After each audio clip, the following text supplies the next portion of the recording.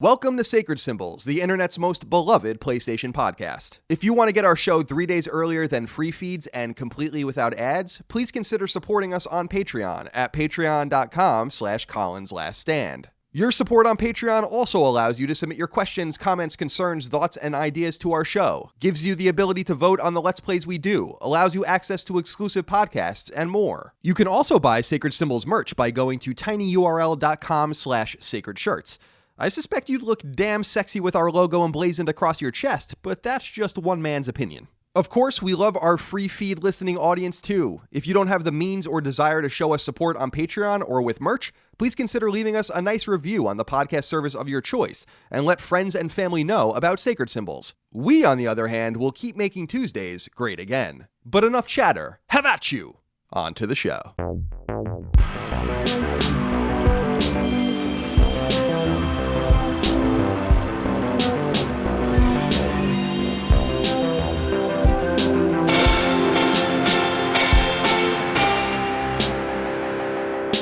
Greetings and salutations. Welcome back to Sacred Symbols, a PlayStation podcast. This is episode 57. My name is Colin Moriarty. I'm joined as always by the returning from New York, Chris Raygun. Yeah, I survived the plane. How was it? It was great. It always is. I miss it. Nice little red-eye flight? Yeah, it was. I managed to sleep though, so it was entirely productive in that sense. I see. I can't really sleep on planes typically. Yeah. It's too much. It is uncomfortable. Can't trust the people around you. You don't know even what these people are. You don't know these people. Yeah, but I think you're pretty safe in a plane. Yeah. Well, relative safety, I guess. Right. Safer than driving a car, they say. Yeah, they say that, and I agree with it, but I also, kind of don't. My brain doesn't. It's kind of wild to think about these hulking, many-ton machines just hauling ass through the sky, and they don't want to be in the air. They're constantly being torn down by gravity. It's pretty crazy. And I think it was Louis C.K. that had some sort of routine about air travel a long time ago and how people need to shut the fuck up because it's so amazing. Everyone's bitching when their plane's like a half an hour late, and he's saying how these metal birds are hurtling through the sky. Yeah. So pretty funny routine. Although I don't think it's okay to talk about Louis C.K. anymore. Why? I don't know. Oh, didn't he have a controversy of some sort? Yeah, but it wasn't like a Weinstein controversy. I think he, what did Louis C.K. do? I think he masturbated in front of some women. That's pretty extreme. It's pretty extreme. But it seems like people are trying to rehabilitate stories of people who were like, yeah, I let him. Yeah. I remember Sarah Silverman was like, yeah, it was just like casual. I was like, what's happening? It's a little weird. The comedian world seems a little strange. Definitely strange. Well, welcome back from New York. I wish I can, or could have been there with you because I love New York as well. I'll be going in October. Oh, yeah, it's fun. So I'm pretty excited about that. I'll probably be back in December. I shot some stuff with my parents. It was good. Oh, that's fun. Yeah. Very good. Yeah. Now, Chris, you have your Kill Me shirt on that's in the style of the Seinfeld logo. You gave me a sticker. Yeah. I really enjoy this merch. Or do you want? Yeah, I'll let you pimp it here on our show if you want to tell people about it. I don't have a vanity link yet, but it's the pinned tweet on my Twitter at Chris Argun. It says "Kill Me" in the logo and font of Seinfeld. I did this a couple years ago with the Friends logo, and it did pretty well. So I figured it would work well again. I see no reason why it wouldn't. It's great. I love it. So go. I like it quite a bit. Go support Chris. Appreciate the free sticker. Now, Chris, I have a few announcements that we need to get through, and some of this will be a little redundant, but I'm going to keep reminding people. We're going to PAX West. Chris and I are going to PAX West. Mm-hmm. We will be there Monday, September 2nd at 11:30 a.m. in the Hydra Theater at the Grand Hyatt Hotel in Seattle. This is our panel, the Sacred Symbols panel at PAX West. Please do come and support us. Again, 11:30 in the morning, Monday, September 2nd. You'll need a PAX pass, I believe, obviously, to get in that day. And that episode will be streamed on Twitch, on their Twitch channel. We don't have a Twitch channel, obviously, because I don't like live things, even though we're doing this. I still don't like them. Yeah, I mean, it's tricky. It's a different environment altogether.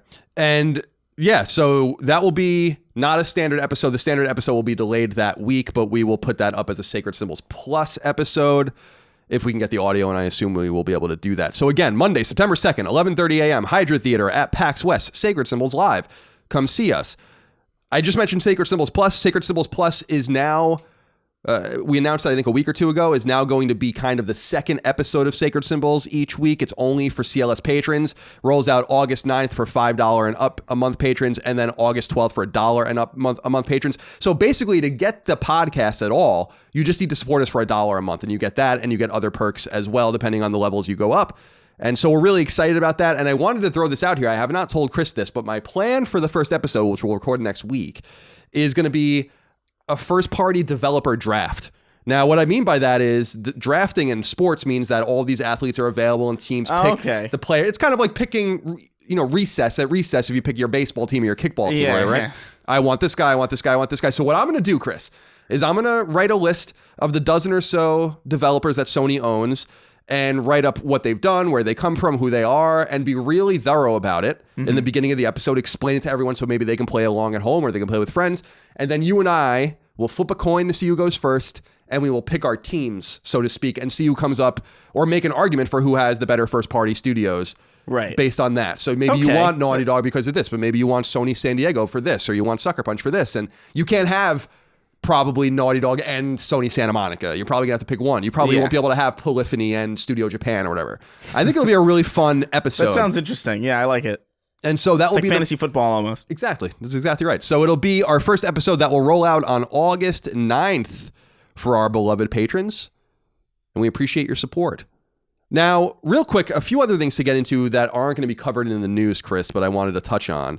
There's this story going on about The Order 1886 getting a sequel as outed by Sucker Punch's writer, one of the writers on Ghost of Tsushima named Jordan Michael Lemos, who apparently was on some podcast and said that the sequel is in development or whatever, but that's not what he said. And if you go read his Twitter account and read the actual verbatim quotes, that's not what he said. So in case people are curious why we're not covering that story, it's because it's not probably true. Although Ready at Dawn, a Santa Monica-based company, we're recording in Santa Monica, did recently move studios and into a brand new building. Yeah. And I don't know where this money is coming from. As I tweeted out, The Order 1886 came out more than 4 years ago. They don't own it, so they probably got paid a flat fee for it. They made that game Deformers with Game Trust that probably sold 25 copies. And then they've made a bunch of Oculus games that I guess are pretty popular, but you can't possibly be making that much revenue on Oculus games. I would be shocked by that. So I think that Ready at Dawn is partnering with someone on the next gen game. I don't know that it's Sony. I don't have any inside information, but something's going on with Ready at Dawn. It could be 1880. That could be an interesting launch title for PS5. It could be, but I think it could be one of those things. It's like, oh, look at that. Maybe it'll be good this time. I guess so. With all of Sony's or a lot of Sony's big first-party studios having gone recently or still haven't gone, it means that they're not going to be ready to go in the PS5 era for some time. Yeah. So Naughty Dog, Sucker Punch, even Sony Santa Monica are probably years out. I mean, 2 of those 3 studios haven't released their last PS4 game. So they're going to need to contract some second-party studios. So certainly the environment is right for Ready at Dawn to come back in, but I just don't think that Sony needs a sequel to The Order 1886. As much as I think that would be cool, I don't think you invest in that enough where they get a new studio and lots of space. Yeah. I think that someone like Activision or someone like that might be working with them. I don't think it's Oculus money. We'll see. Yeah, I think you're probably right. But I wanted to throw that out there because I know a lot of people are interested in that. The other thing that I wanted to bring up before we get into some inquiries from the audience, Chris, is that there's this other story going around, I think from a smaller website that interviewed people associated with Naughty Dog. And some of the claims, this is another push to unionize story with a lot of its stuff buried in it. QA or testers at Naughty Dog, I think one of them claimed that they were working 24-hour days. What? I tweeted out that I simply do not believe that. And I think that there needs to be more scrutiny placed on these particular stories that are claiming workplace abuse. And I think we need to start separating workplace abuse from working hard in an industry that requires hard work. So I'm not saying that nothing untoward went on at Naughty Dog. I'm simply saying that we're not interested in reporting on that story or like really relaying it in full because I think a lot of it's fucking bullshit. And I'm not saying that just because I like Naughty Dog and know people there. It's just the claims are outrageous. We had the 100-hour work week last year. Now we have the 24-hour work day. A 24-hour. I've been awake for 24 hours before. Obviously, me too. I've been awake for a very long time. Yeah, but. I don't even. That seems so implausible. Like actually working for that amount of time seems like genuinely impossible. I just don't believe it. Working. I had some people tweet at me saying like I work 24 hours. Or I work three-day shifts basically on this program or this thing I needed to do. And I'm like I've been there. I was at IGN for 48 hours at a time sometimes too, but I was not working 24 hours a day when I was there. Yeah. It's like at E3, which is fucking horrifying for anyone in the press. I'd work 16 or 18 hours a day, but I wasn't even getting the 24. So I'm or it's like Black Friday for like retail. I remember I worked a ton. Every Black Friday was like horrendous, but like it was never anything even approaching that amount of. It was insane still. It is insane. Which is that's the thing. It's like 24 hours is so insane. Dude, it's so just long. So wild. This is the argument that I made right about the 100-hour work week, just thinking about a claim of a 60 or 80-hour work week, right? Which I think is much more plausible. And then think about what you have to do to get to 100 hours. That's a whole nother day in the week, basically, like a full day to get to that. So what I'm saying, I guess, is that maybe it's possible they work 16 or 18-hour days sometimes when they were leading up to launch, especially in QA. Yeah, I could see that. But I just highly doubt Sony or the third parties that they're working with would allow QA testers, which are hourly employees, by the way, that get paid time and a half after, I think, 10 hours and double time after 14 or something like that. They want these guys to stay 24 hours, pay them out the ass for all of this stuff. There would be timesheets that would, by the way, render this true or not. So I simply wanted to throw it out there. We need to be more critical, and not all this stuff bears repeating. Yet we just talked about it for 3 minutes. So yeah, well, what can you do? Chris, let's consult with the audience, shall we? Okay. As I always like to do. We should record this podcast for 24 hours one day and see if we could do it. We should. By the way, that when you said that we should record the podcast, I was like, oh shit, did I forget to hit the record button? I actually looked down really quick. That scared me. Chris, as the audience knows, if you support us on patreon.com/ColinsLastStand, one of the tiers there is your ability to submit questions, comments, concerns, thoughts, and ideas to our show. We put up a thread every Friday. I go through it during the weekend as I'm writing the show, and we pull out from there. Pull out. That was a little sexual. I didn't mean it that way. Now, I will say that when we do the Sacred Symbols Plus episodes, some of those will also have accompanying threads. So make sure to differentiate between those if you're a supporter. We appreciate you over on Patreon. Aaron Davidson wrote into us. He said, hey, CNC, I have one simple question for you. Now, this actually gave me a little bit of pause. At first, I was like, this is the stupidest fucking thing I've ever heard in my life. But then, Aaron, you threw me for a loop. He says, do crabs think fish are flying? Love the show. Keep up the great work, I've had this gentlemen. conversation with my roommate before. I think on Twitter. Because crabs, I don't think... They can't like jump and like gain some buoyancy, right? So they're on the ground. They're more like people on the moon, I guess, where they because water is obviously, it's water. Right. So they could probably like get up for a little bit and then before they come back down. I was talking to my roommate about this like a couple weeks ago, like maybe a month or two ago. We were talking about this and like, from a crab's perspective, which is a ground animal in water, basically. They don't swim really unless they get like drafted by some rogue stream. From their perspective, the fish are flying. So God knows what the hell they think, what a fish thinks of like a bird. They're probably like, what? I don't even understand. Do crabs have gills? No, crabs breathe air, right? They don't breathe. Crabs are, this is my problem with the ocean. Everything in the ocean is just Lovecraftian and horrifying. Yeah. Like everything about it is. I agree. When you look at H.P. Lovecraft and everything that he wrote, none of it's like fake. It's just all stuff in the ocean. Like Cthulhu is literally just a squid. A giant somebody squid. was really afraid of. It's kind of wild that there were hundreds of years worth of these wives' tales from brigands and pirates and sailors of these massive sea creatures that they would encounter. And I don't think it was until 100 or so years ago that the giant squid, maybe even sooner than that, was actually like found. And everyone's like, oh, these motherfuckers weren't, these crazy drunk sailors in the 1600, in the age of discovery, weren't lying. They might have actually encountered these gigantic hulking sea beasts. Yeah, it's gross, man. It's disgusting. By the way, that picture, I don't know what it was, but you tweeted out a picture. Oh yeah, it's the video of the worm that eats with white vein tendril looking things. The fuck, man. I don't know. Everything in the ocean is like, every time I see something new that comes out of the ocean, the more pro pollution I get. Like for real. Yeah. Like it's starting to get to the point, it's like, let's use as many plastic straws as possible to quell whatever the hell that is and whatever it could evolve into. It's like that asteroid that almost hit Earth a couple weeks ago, right? Did you see anything like that? No. There was an asteroid that got really close to Earth, like scarily close, in between the Earth and the moon. Damn. And NASA, it wasn't on NASA's charts. NASA claims that it has a pretty thorough chart of near-Earth asteroids and objects, and this one wasn't on it, and it got close. And I was like, we were so close. I know, right? Damn it. To Someday. just being released Someday. from this fucking agony. All right, let's jump into some more serious things. Jake Whitaker wrote in and said, "Howdy, boys. I just finished watching your Titanfall 2 gameplay." He's talking about our Let's Play we put up. Yeah. And I must say that I'm astounded you stopped when you were mere seconds from getting the trophy. When will we see this completed? Is Chris up for the challenge? Listen, I was not mere seconds away. Like I've done a lot of research on this. I've done some practice rounds on my own time, and it is a whole different ball game. Like the Source engine, which is what Titanfall 2 runs on, has a very interesting way of propelling a player character through an environment at like high speeds. I'm sure some of you, maybe a few of you, have seen some videos on YouTube of like Counter-Strike surfing, where characters are just flying through on like diagonal walls. It's really tricky.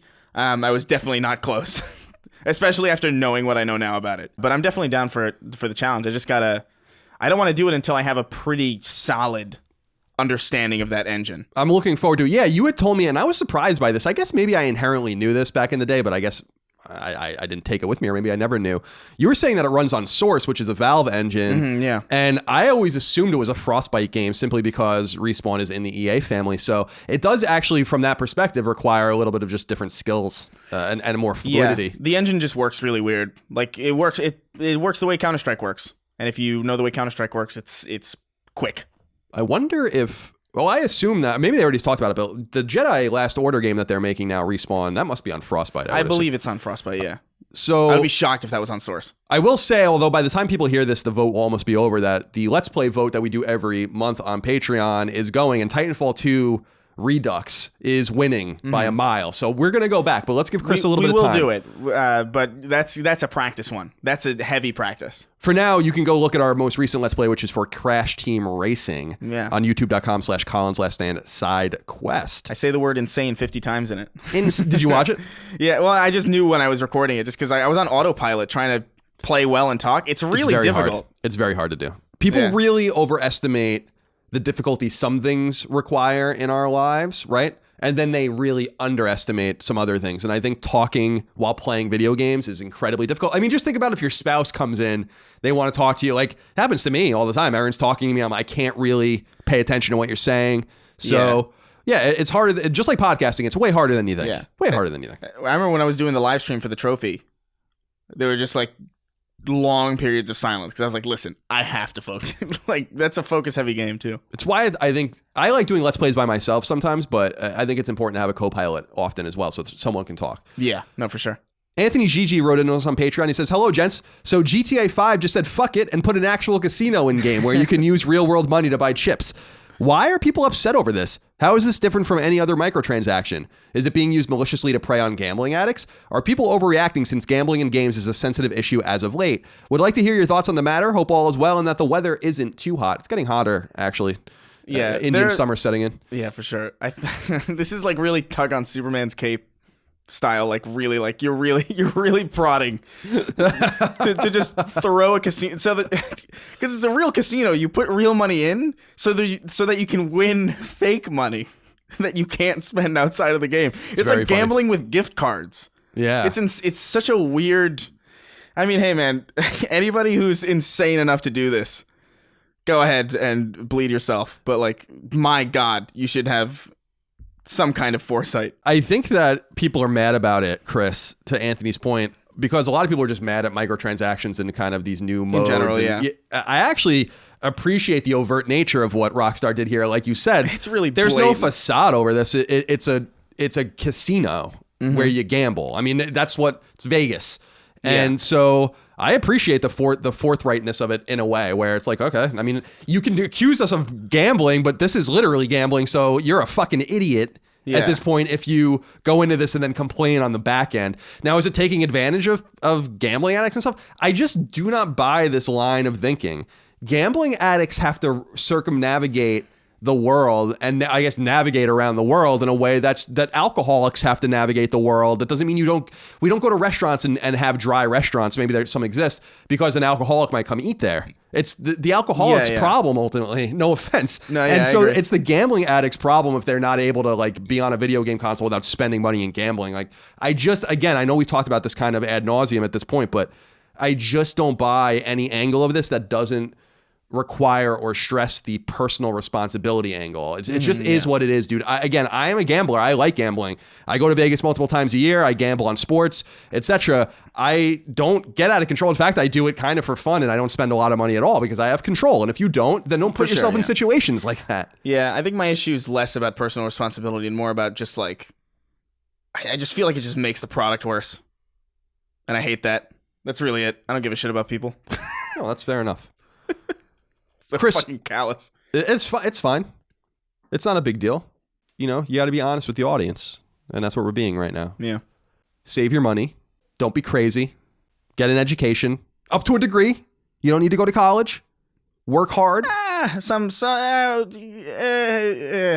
you do. Sometimes you do. If you're a doctor, go to college, please. Nobody wants like a self-taught... I learned by ear. I learned how to be a doctor by ear based on the screams of the various people. Chris, by the way, last week we talked about trophies changing. We talked about Rainbow Six Siege's trophies changing, and I inquired with the audience, Chris, could they come up with any other examples? Because I couldn't think of it. And not surprisingly, our very nerdy audience did come up with some examples. Space Dog wrote into us, and by the way, he types his name SPVCEDAWG,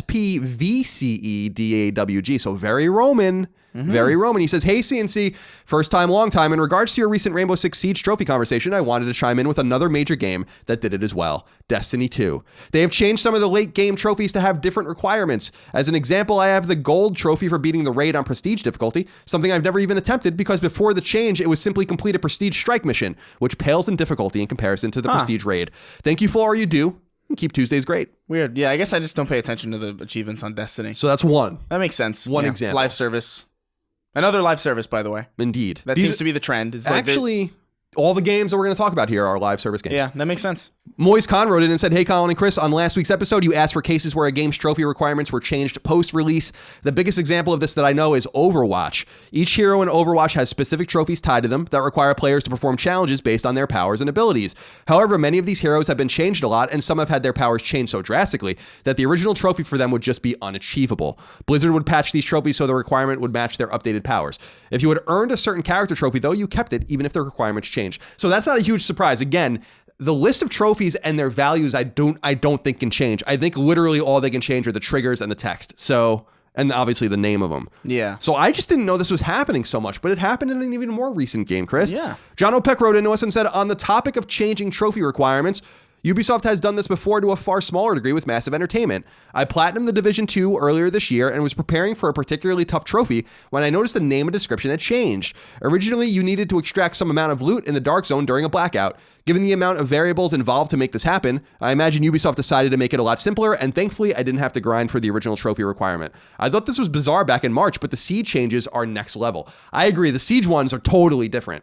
Yeah. Like, they've changed a lot of trophies, but it seems that it's not only possible, but it's happening. As Chris said, games as a service are adapting. So yeah, I mean, that makes a ton of sense. Thank you for writing in. If the game changes, then I guess trophies would change too, I suppose. Because there are plenty of trophies, especially on PS3, that are unattainable because systems are shut down. Like, you can't get the MAG trophies anymore, for instance, because the game doesn't work. So I don't think they're going to change that stuff, but I like that they're paying attention to that. And by the way, Chris, this really does feed the narrative that I've been pushing, that more people care about trophies than you think.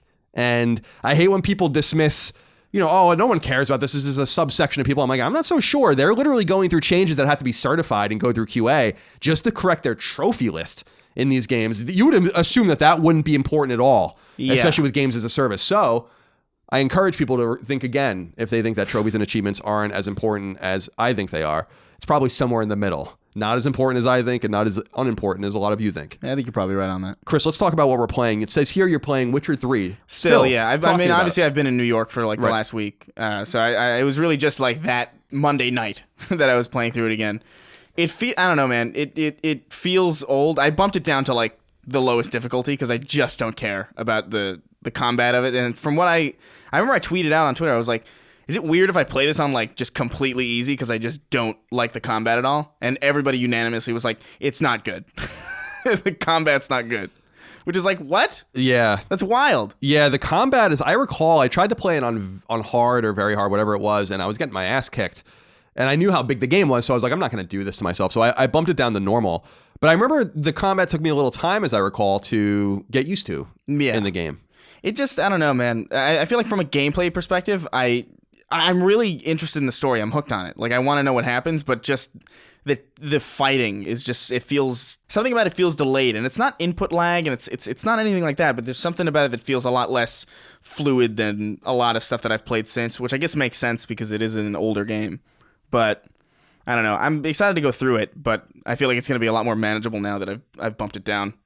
Yeah, you can get to the pieces of the game that are important. The story is the part of the game that shines anyway. Yeah. So I figure I'm not going to bust my ass on the difficulty of this. And your map is just one big question mark, right? Just like mine was. It's just really fucking fantastic when you go to a question mark in the game and then it spawns 6 more question marks. That doesn't do anything bad to people with OCD at all. I was like actually like screaming into a pillow at some point playing the game because it was doing that to me. But I'm glad you're enjoying it. It is a game that I need to get back to. I can't believe how much of it I played. I do this again. I've said this last week. I think I do this all the time.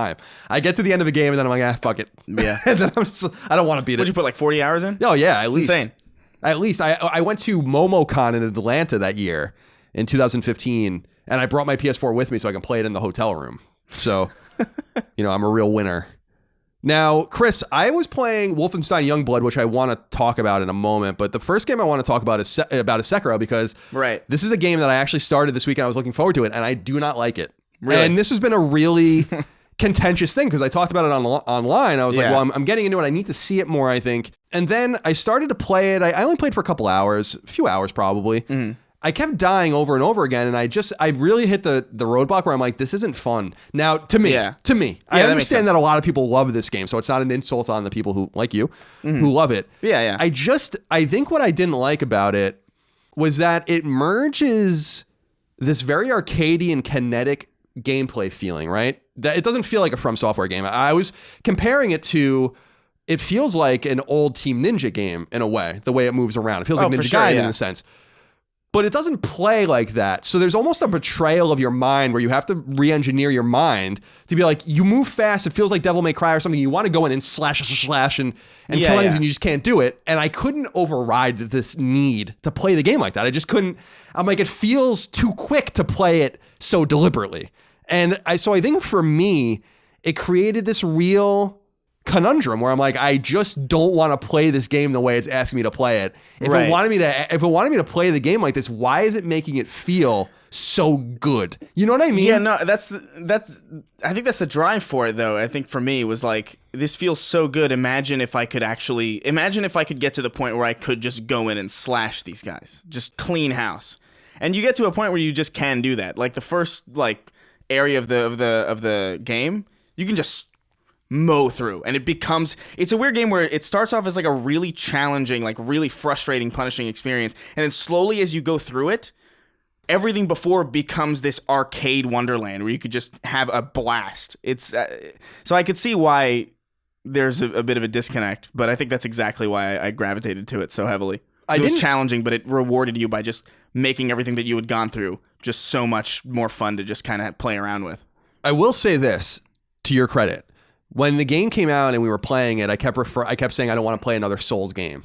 And you kept telling me it's not a Souls game. And I was like, it's clearly a Souls game, right? Well, it's obviously not. I mean, now that I've played it and really sat with it, you were absolutely right. It's not a Souls game. I know a lot of people were getting mad about that with me, so I wanted to acknowledge that. What I said on Twitter was this, and I think you'll follow this. I think other people will follow this. Sekiro is to From Software what Nioh is to Team Ninja. In other words, Team Ninja made a Souls game. They're used to making Sekiro games, Ninja Gaiden-like games. Right. From Software made a Ninja Gaiden game, even though they're known for Souls games. So it seems like it was kind of a switcheroo. It does, yeah. In some strange way. And all because of the setting of it, this Tenchu-like Japanese setting, the only thing that I wanted to do while I was playing, I'm like, I just want to go back and play Nioh. Because here's the major thing that I wanted to bring up about Sekiro. It doesn't give you enough power over how strong your character is. So I just felt like there was no way for me to get better unless I was getting mechanically better. And clearly I just wasn't syncing with the game. Like I was reaching these, I guess, minor boss enemies, like these human. First of all, why is everyone bald in the game? Every samurai is bald. I know that they tie their hair back, but everyone has a receding hairline in the game. But apart from that, I'd reach these guys with like 2 or 3 orbs next to their name, like generals or whatever. And I was just having like a really difficult time. Like I just don't understand what I'm supposed to do. It's mechanically hard. It's mechanically intensive, for sure. So I walked away. That makes sense. I'm out. That's fair. I love it, but yeah. Ryan Lemieux wrote in, said, hey guys, I was actually glad to hear that Colin gave up on Sekiro because I had to as well. I'm not the most talented gamer in the world, but I usually play on hard mode for most games, and this game just infuriated me to no end. Apparently, it wasn't enough to brutally kill me over and over again, so the game actually had to punish me more by slowly infecting all the characters around me, thus constantly reminding me how much I suck. I'm convinced that From Software actually hates all gamers, and the Get Good crowd just has a case of Stockholm Syndrome. This brings me to my question. Am I being a baby? Love all the shows, and thank you for keeping Tuesdays great. I don't know that he's being a baby, Nah, it but just doesn't jive with you. I was surprised, though, Chris, that a lot of people don't seem to like this game. This actually seems to be the most divisive of From Software games recently in the kind of the From era. Obviously, they've been making games for 25 years. Yeah.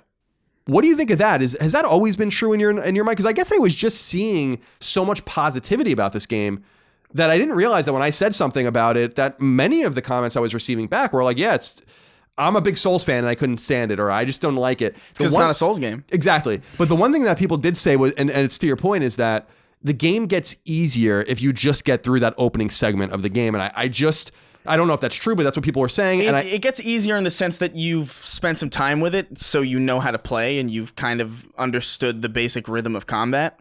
But it doesn't literally get easy. I think that's just like, it gets easier in the way that a game would get easy. Like, it's just, you've spent time with it. I don't think it literally actually is designed in a way that makes it easier as you go along. I will say that I'm a little disappointed just in the sense that this was one of two games, with Metro Exodus being the other, that came out this year that I was kind of stashing away for a rainy day, right? And I was like, well, I'm definitely going to like Sekiro, so I'll get. And then I finally got to it and I sat down.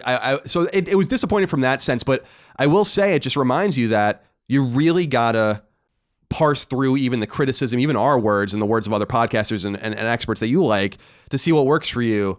And I would have easily spent $60 on Sekiro. And I think I did, actually. I don't know if Activision gave it to me or not. And I bought it like a while ago. It was in my download list, so I don't know where I got it from. But I would have spent $60 on it and been pretty disappointed. So it's just a reminder that you got to calibrate your own tastes with the very specific people that share your tastes and go from there. But I wanted to acknowledge that I did play it. It's just not for me. I gotta get back into it. I haven't finished it. Well, now you're going to have to play the whole thing again, probably. Yeah, probably. Chris, the other game that I'm playing is Wolfenstein Youngblood. Yeah, how's that? I've seen some interesting commentary about it. I'm really torn on it. So I reached out last week several times to Bethesda. They never sent us the game. They just ignored us. Not a huge surprise, I guess. So I went and bought it. I was glad that this happened. The reason I bring that up is because I was glad that this happened, because I assumed, and I don't know why I assumed, that this would be a $50 or $60 game. It's a $30 game. So I think you first have to look at it through that lens. It's a $30 game. For sure. And I really have had an up and down experience with it. I really like the gameplay. I think that people are being really hard on it from a certain perspective. People are calling it a looter shooter. First of all, it's definitely not. Everyone's using that term way too much. There's no loot in the game, so it's not a looter shooter. Yeah, I heard that too, and I was like, I haven't seen anything. I don't think people understand. This is why we need to be really specific with terms. It's not a looter shooter. There's no loot. You're not getting better guns and shit like that. You are literally upgrading your guns with money you find, just like lots of other games. So it's not a looter shooter at all. But it doesn't feel like a Wolfenstein game in a lot of ways. Now, some of this is really cool. It takes place in 1980 in France. This is an atmosphere and an environment we've not seen before. The Nazis are somewhat on the ropes. They're dealing with like an inner leadership crisis, which is kind of cool. So there's like an upstart general that's like kind of taking power. Mm-hmm. You only learn about this really through documents that you find. And you play as BJ Blazkowicz's twin daughters, as we know, Jess and Soph, and they're, I think, late teens or early 20s. And they go to France to kind of discover what happened to their dad, who in Wolfenstein lore is called Terror Billy.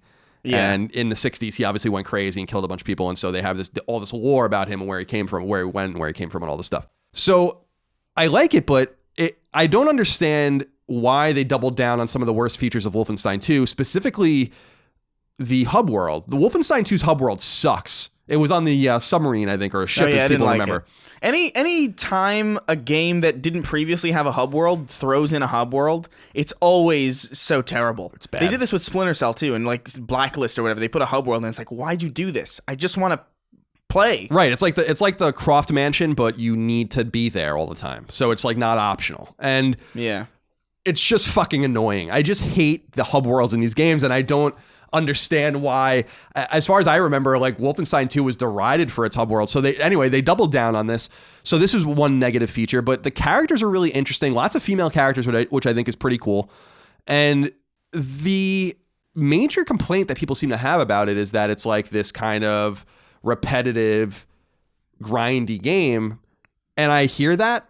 But at the same time, Wolfenstein has been doing stuff like this for a while. And I'm wondering if people just haven't been playing Wolfenstein games. And maybe they haven't, but Machine Games started the whole go to a map, try to beat it in a certain amount of time, try to get a good score, whatever it is. They started that like on Old Blood, I think, like in 2016. This isn't a new thing. Yeah. It's just that the whole game is this. I don't like repetitive as a criticism. Because I just feel like every game is by definition repetitive. And the only thing what you're saying is when you say a game is repetitive is that the game isn't fun enough to distract you from that fact.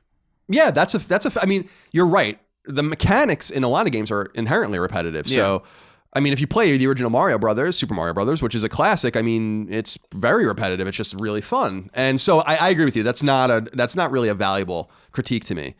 But I did write down some notes because I didn't want to forget. I wanted to be a little more thorough. So I like games just like Doom that are health and armor based. I don't like regenerative health. I love it. And so I really dig that. And the game gives you so many things to pick up, like armor and gold and whatever. There's this real sense of like you're hearing like clicking noises as you're picking everything up and running around. There's something very satisfying about it. You're building your characters up. There's a nice upgrade system. It's a little overbearing sometimes.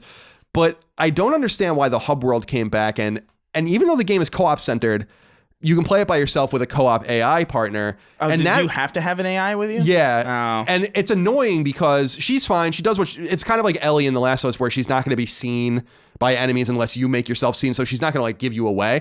But it did distract the shit out of me several times where I'm slinking through and then I see this character run past. And I'm like, oh shit. And I like start shooting and it's her. And then it gives my shit away. And I'm like, I'd rather just be alone. I don't understand why I have to be with you here. So there's little kind of things like that. But I think the major complaints from people ring hollow with me because Wolfenstein 2, the Old Blood and stuff all had these repetitive missions that you would do over and over again in adjacent rather to the main storyline. Now we just don't get that story. Instead we get these kind of worlds, these various places in Berlin and whatever that we go to over and over again to do different things. I understand that is inherently repetitive, but I just think the game is actually overridingly fun. If anything, it's just too dense with nonsense. Instead of a hub world, for instance, why couldn't we just get missions from fucking lists, right? It doesn't really change the nature of the game. We're playing the game because it's fun. We're not really playing the game for these various characters. You can show us in cutscenes if you want, but why do I need to go back to this underworld, the underground, setting, go find this person, talk to them, and then go back to where I need? It's just annoying. So that's my major complaint with the game. But I think it's fun. And I think at $30, it's somewhat reasonably priced. So I think that the Metacritic score is a little off on this one. I think it's a little better than people think it is, but it's frustrating for sure. How's the difficulty? Because I remember that was kind of an issue with me. The difficulty feels much better. Yeah, Wolfenstein 2 was hard as shit. I mean, that game was like unfun hard. Dude, so I think people know that to beat the game on the hardest difficulty level, you need to not die. And that's the only way you can get the gold trophy. So you're playing on the hardest difficulty level and you're not dying. And there are videos of people doing it and they're insane. Yeah, I mean, these videos are so tense because you can literally die 10 out. You can't stop the game, by the way. You can't spoof it. So you can't like send a save to the cloud. You have to do it in one sitting and you can't die. And you can die at the very end and you just lose. Yeah, it's much more balanced. And I will say this too. Machine Games didn't make this game by themselves. Arcane made this game as well. And so I think that there's a little bit of Dishonored in this game. Oh, that's cool. And Arcane's a French studio, so they have a little bit of insight into the French setting and stuff, which I think is neat. There's a lot of French text and a lot of French speaking going on in the game. So they bring a little bit of authenticity there, I imagine. But this just only gives me hope that maybe this is an id Avalanche situation where Machine Games really didn't make this game at all. And they just produced it and they're working on the real Wolfenstein sequel, which I hope they are. And it's more robust than this. Let's say that. All right. That sounds pretty all right. I think I'll probably check it out. Caleb Hager wrote into us, Chris. He said, "Greetings, gents. How much did Wolfenstein Youngblood catch you by surprise? I had no idea that it was releasing so early and that it was a looter shooter. It's not a looter shooter. I was under the impression that it was just a standard Machine Games Wolfenstein game with co-op. Did Bethesda drop the ball with marketing this game? And what are your impressions on the way Machine went with the game?" So again, I don't think Machine Games really went anywhere with it. I would imagine Arcane drove the ship. But the game did kind of come out of nowhere. Yeah, I kind of forgot entirely that it was coming out. And it came out aside Cyberpilot, the PSVR game, which is supposed to be not as good as Youngblood. You can take that for what it's worth. I haven't played it yet. But it did sneak up on me a little bit. The bigger surprise I had, though, was Quakecon was this past weekend, and they released Doom 2, and Doom 3 on PS4, Switch, and Xbox One, that was confusing to me because I'm like, why would you do that? Why are you releasing these? Why are you releasing 2 Wolfenstein games and 3 Doom ports in 1 week? The fuck are you doing? Really weird. This is the stuff that really annoys me. Really weird move. If you wanted to have this big pop of the Doom games at Quakecon, then just delay Wolfenstein. You can't release all this stuff at the same time. It's just weird. release all those Doom games with Eternal, because there's no way it's gonna, like, obviously anybody interested in Doom is gonna get Eternal anyway. Like, they're not gonna be like, oh, whoa, Doom 3, whoa, I'm gonna buy that in place of Eternal. It's very weird. I just didn't understand the timing of that. Very strange. If they only did it on Switch, that would have made a little more sense to me. But I think Youngblood might even be. I think that makes sense. It's weird too because it's already playable on. Somebody was like, "Oh, did you get the new Doom? Like all the old Doom games are on Xbox One now." I was like, "They were already there because they've been backwards compatible since the system launch." Yeah, I think now that it's because I have the 360 arcade versions still on my console. So. Yeah, I have Doom and Wolfenstein 3D on PS3. Yeah. I would like them to re-release Wolfenstein 3D with Platinum Trophy. That would be fun. Yeah. Jeremy Miller wrote in and said, hey, CNC, I'll be blunt. What is going on with Bethesda? I just beat both Youngblood and Cyberpilot and was very underwhelmed with both games. What do you think is the cause for their weird business practices lately? Is it a bad sign for future games? Chris, what do you think of what's happening with Bethesda? I think he really has an interesting point here in that we're talking about Fallout 76. We're talking about Rage 2. We're talking about Wolfenstein Youngblood and the Cyberpilot game and the Doom re-releases. It's a kind of a soft time for Bethesda as a publisher. Yeah, I think so. I don't know. It's just such a weird environment that they're in because they seem to be making every wrong move. And I don't know who the hell is steering the ship, really. It feels insane. This is what I keep saying about reacting to market trends and how games take so long that by the time you react to them, they come to market and they're stale. Fallout 76 is a clear example of that. They should have just never made that game. But actually, like, Wolfenstein is an example of that too, because with their co-op centric kind of thing and the hub world and the replayable missions and kind of the grind that goes on with upgrading your weapons, it's not a looter shooter by any stretch of the imagination, but it takes that spirit of replayability and kind of injects it in Wolfenstein. And I understand why people are upset about that, because Wolfenstein is traditionally a linear or semi-linear single-player first-person shooter with these options of replaying maps and doing time trials and stuff as an aside. So Bethesda and Rage 2 is another, like, I don't even know what Rage 2 really is. The more I think about that game, the more I'm like, I don't know what the fuck this is, really. Like, I understand it's an open world shooter, but why was this made? You know? Yeah. And so I think Bethesda is in a strange kind of period right now, and I'm certainly not impressed with their overall offerings the way I was impressed from the, you know, whether you like these games or not, but the Skyrim, Dishonored, Fallout, maybe not Fallout 4, but, you know, that kind of era in there with Wolfenstein. They were like really coming up, and like around when they had their first E3 press conference, and now I feel like they're kind of in stasis and need some help, to be perfectly honest. It's weird. I feel like a lot is riding on Doom Eternal. I feel like that's the last the last hope that they have. And what, Starfield? Yeah, but that's ways away anyway. An Elder Scrolls this year 6. Is like this year it all rides on Doom. Yep. We'll see what happens. We'll see. I hope it's good. There is going to be a lot to say though about Bethesda, I think, in the coming months. Yeah, for sure. We'll see how it all goes. Now, Chris, let's get into the news. Sure. There's a few things to get through this week that are of interest, I think, to the audience. Number one, PlayStation 4's 7.0 firmware update is right around the corner, something confirmed by the dispatch of the firmware beta invites to select PS4 users. PS4's 7.0 update is due to bring a notable addition to the console's capabilities, allowing for 16 participants in a PSN party, up from the current 8. You'll recall that Sony promised preview access to these features a couple of months ago, and so the rollout of these updates for all is likely imminent. Nonetheless, the updated in beta form is currently liberally available, with each person's code usable 20 times. This is obviously to facilitate the use of the new party features in all their full-fledged glory. It's unclear if firmware 7.0 will come packing any other notable features. Justin Chavarria wrote into us and said, hey, Colin and Chris, PS4 firmware 7.0 is coming soon. With this possibly being one of the last major firmware updates to add new features, what features would you like to see added to PS4 through firmware updates before PS5 launches? Personally, I would like to see something as simple as game gifting, so I can buy games for my nephews who live 500 miles away, or for friends if I want a great co-op experience. Keep making Tuesdays great. Is there anything that PS4 or Sony could do to PS4 that you'd want to see in a major update before PS5 rolls out about 18 months from now, a little less than that?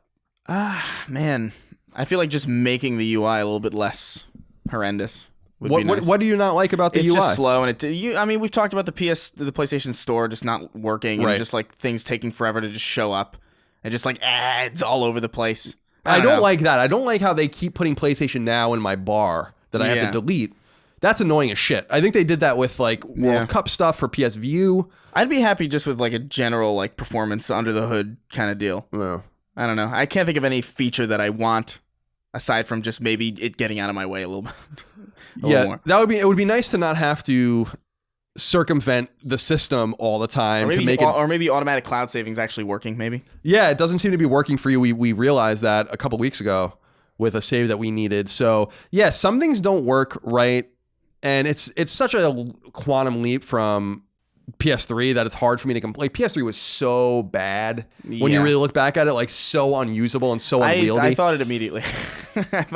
I just, to be honest, I just couldn't get over. Like that was a case of Stockholm syndrome in a sense, just because maybe not Stockholm syndrome, but we just didn't know any better. A lot of us. You had no choice really. If you wanted to play PlayStation games, you just had to deal with it. I remember being confused by it because it was the same cross media bar that the PSP had, and I remember feeling kind of underwhelmed by that because new hardware comes out, you hope the experience of using it is something that you haven't experienced before. Right. But it was literally just a giant PSP. I think that they tried to unify the experiences because I think they were doing it on Bravia TVs for a while too to try to make them all look the same. But I think you've got to do what works best for your specific consumer set. For sure. And so with PS4, I'm most frustrated by just the internet connectivity issues. And it's frustrating to me when people are like, I've never had a problem. And then it's like, dude, lots of people have lots of problems with getting their PS4 to stay stably online to where you have to trick it all the time. The major trick you have to do, as people inform me, was just test the internet connection, and that makes it work again for a little while. And then you can go into the store and stuff. That's unacceptable. So I agree with Chris. Under the hood kind of fixes and tweaks, I think, would be best for the product. And I think you have to save your big stuff for PS5. And I'm really excited to see what functionality I don't even know I need. That's the thing. It's like coming, a lot of the new stuff is going to be stuff that we didn't realize that we wanted, or at least I hope. Maybe nothing. Maybe it'll just be literally the same thing but stronger, and then like it'll probably be it. They're going to cancel the PS5. Yeah. Here's an interesting one for you, Chris. Okay. Number 2, Sony-owned developer Media Molecule is hiring for an interesting job. It wants small dev teams to apply to make games and experiences within Media Molecule's newest game, Dreams. On its website, the job listing states, quote, "Some of the exciting opportunities we have require the skills of a small professional development team. Are you a small dev team looking to collaborate on something larger, or looking for a small project to help fund your next gig? This isn't just normal outsourcing. It is much more about finding teams that want to collaborate with us on content for Dreams. We are a little light on requirements as this is an exploratory call out, but needless to say, experience with creating in Dreams is required," end quote. The listing goes on to stress the importance of seeing what devs are capable of, even floating the idea of seeing portfolios made in Dreams. It also stresses the need for applicants to be collaborative, which isn't necessarily a common trait in some corners of development. It appears that the positions granted will be working out of Media Molecule's UK-based offices, though it does promise for a flexible work situation. So maybe if you're a foreign dev, you'll be able to do that as well. What do you make of this? Of Media Molecule literally hiring people to make Dreams content internally. So it's not like they're contracting people. They're going to work in the Guildford studio where Media Molecule lives. So what do you think? Confusing. Like, this is so confusing to me. They're basically hiring people to play their game. Yeah. Is what it is. It's bad. I don't think you can interpret this as anything but really bad news for the game. Yeah. I know that we are, and I don't mean to be overly negative about Dreams, but I'll say what I've been saying, Chris. If the best you can do with this thing is say, like, look, I made X-Wing versus TIE Fighter in Dreams. Yeah. Look, I made this in Dreams. I made Mario Maker in Dreams. Like, who cares? At some point, you have to have products that people want to go in and play. I really do think Dreams is dead in the water. Like, I just don't think that they're going to make this thing work. And I hope I'm wrong because Media Molecule has been working on this thing for so long. But if the tools are not compelling enough in early access, quote unquote, which you have to pay $30 to get, then you have to literally go and hire development teams to make stuff for you guys to show how impressive the games you make are in Dreams. People buy games to play games, guys. I'm going to say this over and over again. I just don't understand who Dreams is for. I don't get it. I don't understand it. And this is just a doubling and tripling down on what I see as a good idea that will never be implemented properly on console, because I would rather have Little Big Planet 4, or I would have rather had Dreams been a real game. Just make a game. I don't understand. I just don't get it. I don't understand this insistence on making games that require people to make games within the game. That's why RPG Maker was like a niche product, right? It's not a thing that a first party invests in. So yeah. I just don't get it. Do you have any? I don't know. Do you have any other input into this? Am I being too harsh on Dreams? I don't know. I think I just think that's such a weird thing to do, to hire people, because there are plenty of people who are creating things in it. Like the Dreams subreddit from the last time I checked is pretty insanely active. So like it's not like it doesn't have a community that's working on it and like doing all sorts of weird shit in it. Like they've got that. So the thought of like them even putting thought into hiring a team to hire internally to make things for it, wouldn't you, as the people who made the thing, be the most qualified people to make things for it? Yes. Like, I don't know. It's weird. I do think it is like an RPG Maker thing. I think it's cool. I'm glad that Dreams exists because it's just like neat to watch. But it is like an RPG Maker thing where it's a very niche thing made for a very niche audience. And it's weird that it's this first party exclusive thing. It should be on everything.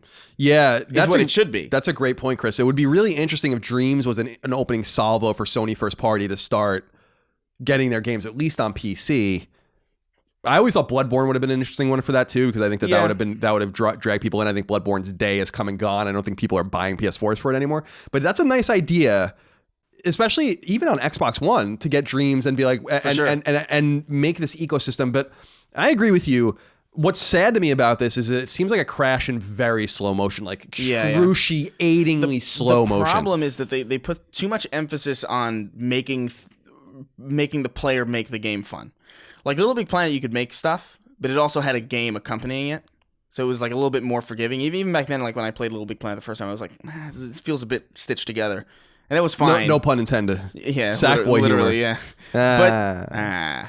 But I don't know, like there's a lot of games like that I really like. Like I remember in like 2006 or 7 or 8, like one of those years, Microsoft put out this Banjo-Kazooie game that was all about just making vehicles. And they had this engine that you could make like all sorts of complicated vehicles. And this is really cool.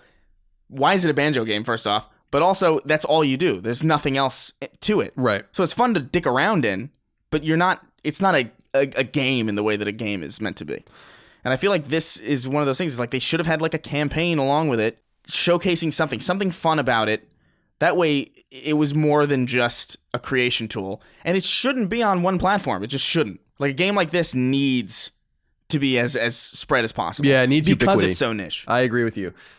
Yeah, the biggest thing to me is that it's just, I really feel like this has a major danger of closing Media Molecule. And I feel like that can't all be blamed on Media Molecule. I feel like that has to also be blamed on the producers and the Sony side devs that greenlit and allowed this to go on for so fucking long. You know, how long are you going to let this go on before, they make something else or they get closed down? And Sony has shown no patience with studios. See, that's the thing is, like, I look at Dreams and I don't want any studio to close down. I want to be really clear about that. But you look around and you're like, SOCOM 4 comes out during the PSN crash, and then Zipper pays the ultimate price, basically, because the game doesn't sell. Drive Club is totally broken. Evolution drops the ball on that. They're closed down, right? Big gets closed down after making, being asked to make a bad Vita game and all these kinds of things. But then Dreams is incubating since Little Big Planet 2 came out in 2011, right? Or it might even be earlier than that. It might even be like 2010. Mm-hmm. I think it's 2011 though. And 8 years later, this is what you have. And I just feel like that's kind of unfair to the other teams that at least put shit out and tried. And I'm not saying Media Molecule is not trying and that they're not talented. I like the guys over there. I know some of them and they're really friendly and they're really nice. I want to see them unleashed making a game. Not these tools, not the ability for other people to make games. You have internal engines.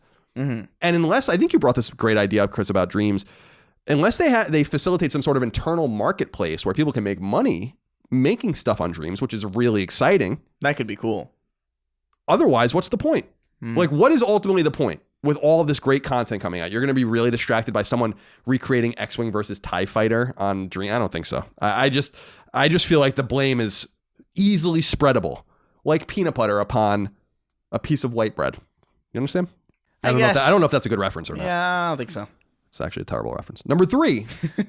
We already knew Dying Light 2 was coming to PlayStation 4, but now we have confirmation that it'll be coming to PlayStation 5, or whatever the next-gen PlayStation ends up being called as well. In an interview with website WCCFT, what is this? WCCF Tech. I want to get the name right. A PR person working with developer Techland said, quote, Techland always has an eye on the latest new toys. To be more specific, yes. The plan since the beginning of production has been to make Dying Light 2 a cross-generation title, end quote.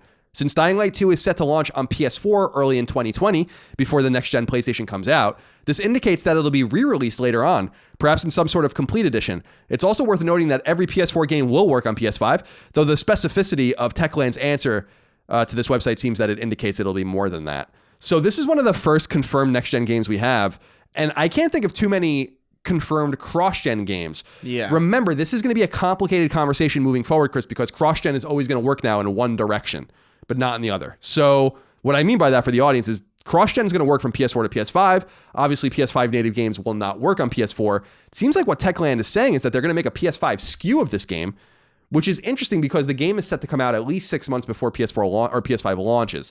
So there's a lot of interesting dynamic in this answer that gives us a little bit of insight into what some of the plans are for some of these publishers, which I think is to re-release these bad boys with content complete, DLC, and all that kind of stuff. And maybe like a Game of the Year edition? Exactly, because otherwise, why would you re-release it again on PS5 when you can just play the PS4 version? This is where the confusing aspect of all this is coming from. Especially if like a game like Spider-Man is just the PS4 version, but running on a PS5 has, bells and whistles to it. Right.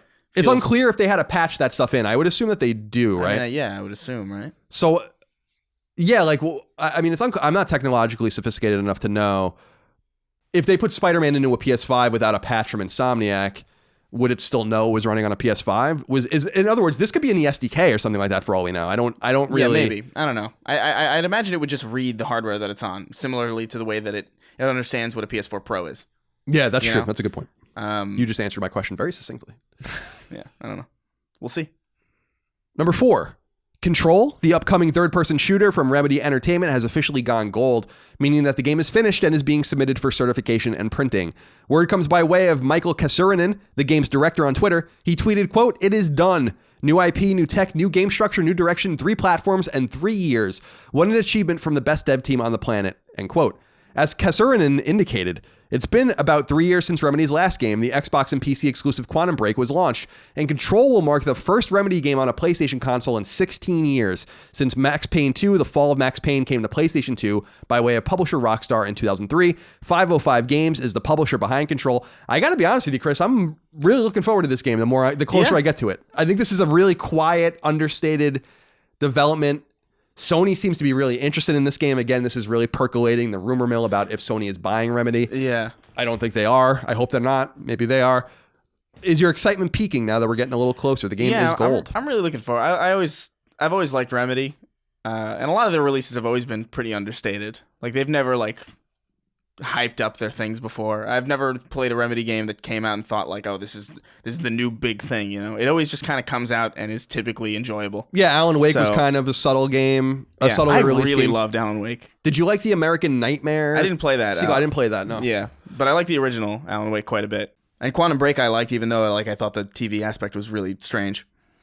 So yeah, no, I'm totally up for it. But any game with telekinesis, yeah, that's especially is just. Ooh. I was reading more about the game. I guess I didn't realize what it was actually about. I don't know what it's about either. It's kind of cool. It's about how there's like a branch of the American, not the American government, but like an FBI like unit in the United States that specifically deals with things that are seemingly impossible. So the entire idea is it's kind of like X-Files, I guess. Yeah. And I really like that. That's cool. Like basically when something happens that is completely unexplainable, then these guys or gals get involved. And I think that's a pretty neat premise. Alan Wake reminds me of a person that worked with me at IGN. And when this person got a job at IGN, I was running IGN PlayStation. And I asked this person, well, they were like, oh, I'm excited to get a PS3. And I was like, oh, what are you looking forward to playing? And the first answer this person said was Alan Wake. And I was like, get away from me. Did he not know? They didn't. No, they just didn't. It was just clear that this person had no idea what they were talking about. Ooh, shit. Rough. Number 5. A rare new firmware update for PlayStation Vita is now available, and it appears designed specifically to block increasingly sophisticated hacks that allow for homebrew software, including emulators, to be played on the machine.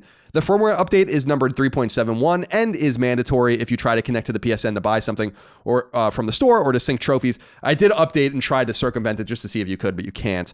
Alex Russell wrote in and said, "Hi, Colin and Chris. Sony have just updated the Vita again this week for security purposes. How long do you think they will continue this back and forth with hackers until they finally stop spending time and resources on a system they deserted years ago at this point?" So just to set the stage for people, Chris, and you know this, Vita has been largely unhacked until very recently. There's a firmware, or there's a homebrew thing called Trinity, I believe, that they got running on PS Vita that basically broke the thing wide open. And Sony has multiple times now done subsequent patches to get rid of it, and then they've circumnavigated the patch and released it again. So this is important because PSP was cracked wide the fuck open. Yeah. A long time ago. And it is valid to ask, like, when did they stop with this? Because PSP was broken open years before they stopped releasing PSP games or making the PSP, so they gave up. And this is why, by the way, and I've said this before, trophies aren't on PlayStation Portable. They were supposed to be, and trophies aren't because Sony realized the system was so broken that people would be able to just hack the shit out of it and get all the trophies and stuff, so that's why they're not on there. When do you think that they stopped this game with Vita? As I understand it, the reason that they're so concerned about the Vita hack is because there is some way, apparently some really Byzantine way, I don't understand how it works, I'm not technological enough, and I wouldn't do it on something new like this anyway, to gain access to free games on PlayStation Store, basically using the Vita and do some other untoward stuff. So this cat and mouse game might actually continue for some time. Yeah, probably. If it's like that, there also could be like the fact that it's connected to the PSN indicates that there could be some information. I mean, Sony and hack is not two words that you want to see like on a headline, especially given like history. You know, it's not ideal. Definitely not. Definitely not. Who knows, like what's on the like? There's probably like, oh hey, I got your credit card. You know, it could be stuff like that, and that would be pretty bad news. Definitely, so, like, it makes sense, I guess. Yeah. I'm sorry. No. I still think it's a bit weird. I think at this point, if you're not even making the cartridges anymore, it is a bit weird to continue this. It just indicates to me that they find whatever homebrew is going on Vita now to be unsavory enough where, see, because I was always of the mind with PSP that they obviously knew that the thing was hacked wide open, and I think that they liked it because PSP sold 82 million units. I don't think people realize PSP sold a lot of units. PSP sold more than the Xbox 360. It's because the PSP was awesome. It is awesome, but it also has a low attach rate, meaning that a lot of people bought it to hack it. And I always wondered, like, why wouldn't you eventually just embrace that about the Vita? They probably could have sold millions of more Vitas, but I understand that there's a lot of complications behind that as well. And I got to give them a lot of credit because the Vita was totally unhacked for like 7 years, which is pretty remarkable. No way. Surely somebody must have figured out something. I don't. Maybe no major hacks, but there like, was surely no there was like way. emulation on it before 7 years. People will correct me on this, but apparently people have been trying to homebrew it forever, right? And connecting it to the thing. And yeah, people got random stuff like running on it, but I guess apparently it creates this dynamic number, certification number every time it's used for certain things, and the number's always randomized. So it made it, I guess that's a really basic way of putting it, but I guess it made it like impossible to do anything worthwhile on it until they figured out this one problem. And it was very recently apparently that they actually figured it out. And it's not like the Switch that was broken open immediately, and by the way, has like hardware problems where the first 30 million Switches all have this like built-in thing that they can't fix. So Vita gets shit on a lot, but I got to give them credit because they did make something that wasn't really ubiquitously hacked at all. And I think a lot of people expected that they would have hacked that thing sooner. Yeah, for sure. Well, I think a lot of it has to, like, the PSP wasn't really as integrated with PSN in the way that the Vita was. Right, exactly. It was early on. It was, at the beginning of PSN pretty much. Probably before, actually. Yeah, PSP came out before PSN launched, as we know it. So, yeah. So, yeah, it just must have just not been a big deal for that to be hacked because it's not nearly as integrated. I really do think that they liked selling all those extra millions of units. Listen, man, I love the PSP. Yeah, the PSP is good. That's I think, honestly, my favorite handheld. I like the PSP as well. The batteries are all broken, but... Yeah, that's a shame. Number 6. Couple of new notable trademarks have been filed that seem to indicate the existence of yet unannounced games, according to website Gamatsu. Ooh. Capcom has filed a trademark in Europe for a game called Shinsaki Into the Depths. Shinsaki is Japanese for New World. The other filing comes by way of Sega, which filed a Japanese trademark for a game called Knight's Dream Wheel. Oh, no way. While Capcom's trademark doesn't point to any existing IP, Sega's likely does. Knights is likely a reference to Sega's niche 1996 Saturn game Knights in the Dreams. And again, that's Knights, Nights, not Knights like the fighting Knights. Yeah. It remains to be seen what either game is or if they'll be coming to PlayStation platforms. Additionally, Sega is teasing the announcement of a new Yakuza game for PlayStation 4, an announcement which will come in Japan on August 29th. Are you a Knights fan? Oh, no, I was just feigning interest. Oh, okay. Knights in the Dreams, 1996. It got a sequel. Do you remember that Knights got a sequel on Wii in 2008 or so, which was really weird? If it got a sequel on the Wii, I didn't play it. I don't remember what it's called. Knights in the Dreams is the first one. Knights, I don't know. Knights in the side of the mountain. The only game I owned on Wii was literally Wii Sports. I didn't buy a single Wii game. Really? I owned a lot of Wii games. I just hated it. I hated using it. I had to convince myself that it was bad. I had to believe after a while that it was bad. I was a big Nintendo fanboy, dude. Like, I mean, I love Nintendo too, but like the GameCube was so good, and then the Wii was just the controller was all wrong, and it was so awful to look at when you compared it to like the 360 that was out at the time or the PS3.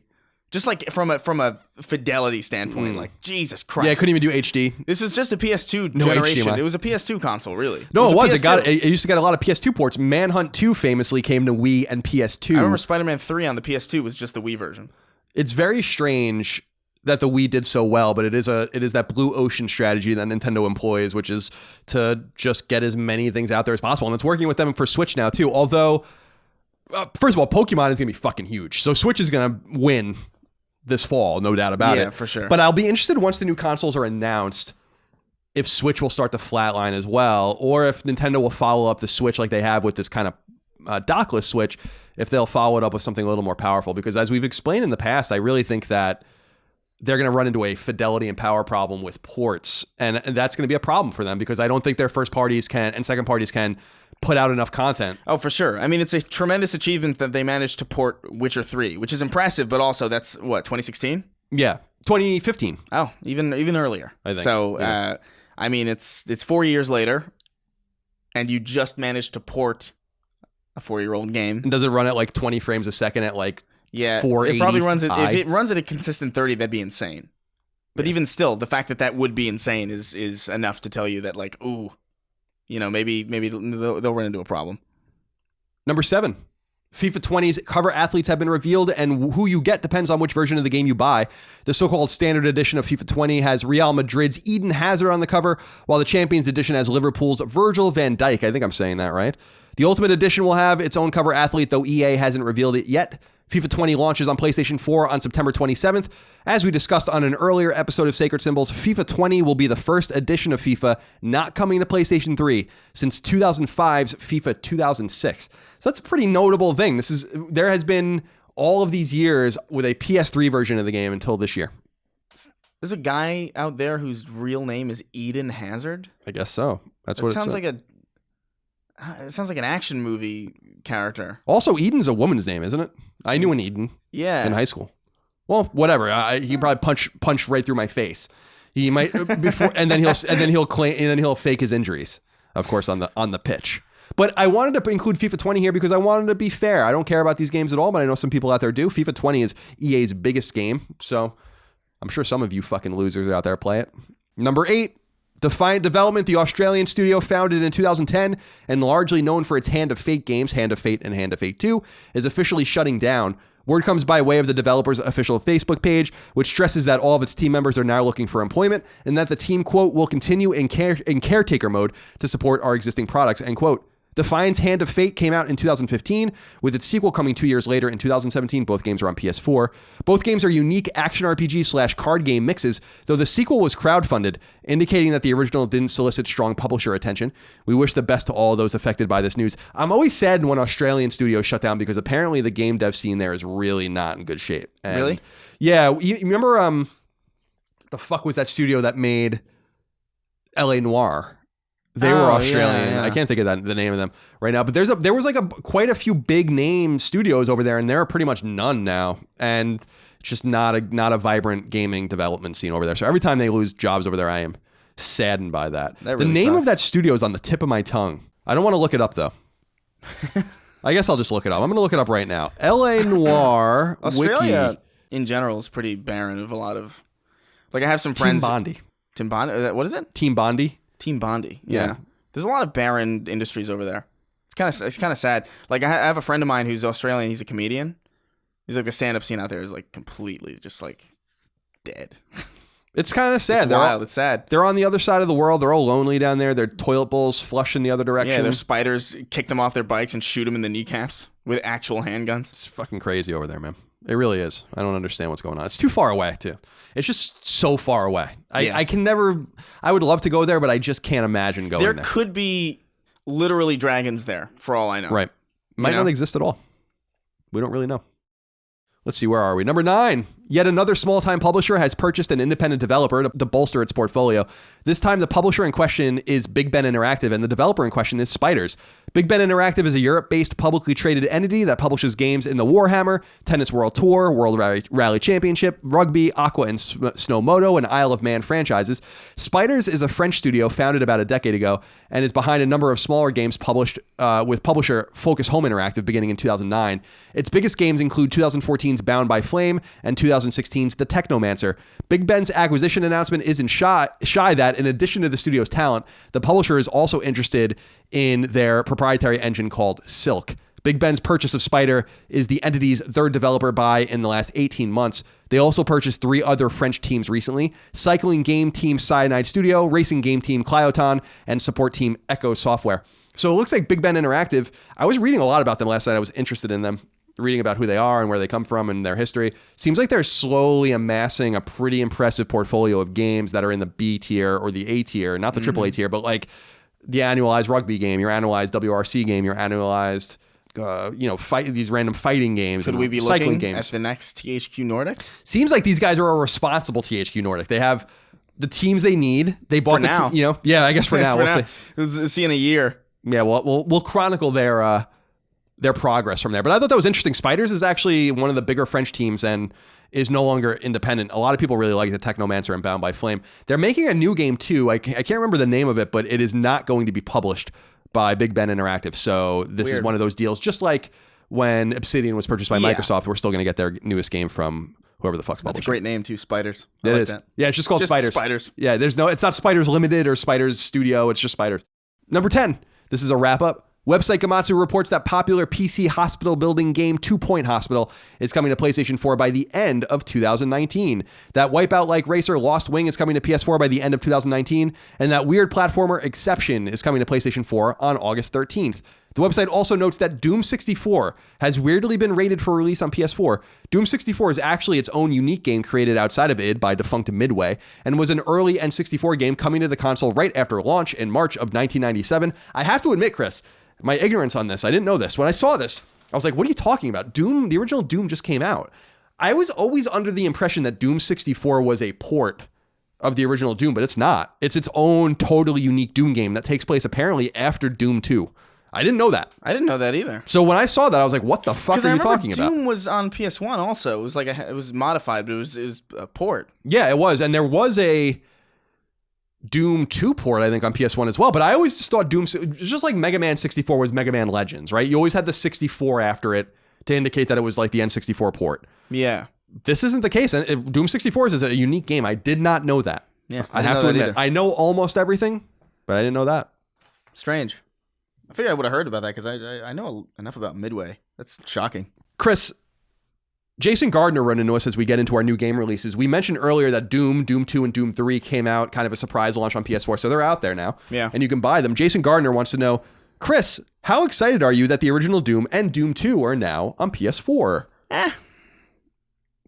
That about sums it up. All right, fair enough. I mean, like I said, like I've had it on my Xbox One for a while. I'm excited at the prospect of it being on Switch. That'll be a fun little thing to take on the go with me. Yeah, they're there. For sure. They're there. That was the big announcement, was that they were there first, I think. Yeah, but like I think there's like some weird thing where you have to sign in with a Bethesda net account or something to play them, which is kind of annoying. Yeah, I saw that they're patching that out apparently, which is nice. Oh, are they? Yeah. Okay, good. Because I was about to say, it's like, yeah, well, screw that then. Well, because Wolfenstein Youngblood has a similar sign-up screen, but it's not forced on you. But I'm like, I don't want to sign up for a Bethesda account. Leave me alone. Yeah. Why do you think I want to sign up for a Bethesda account?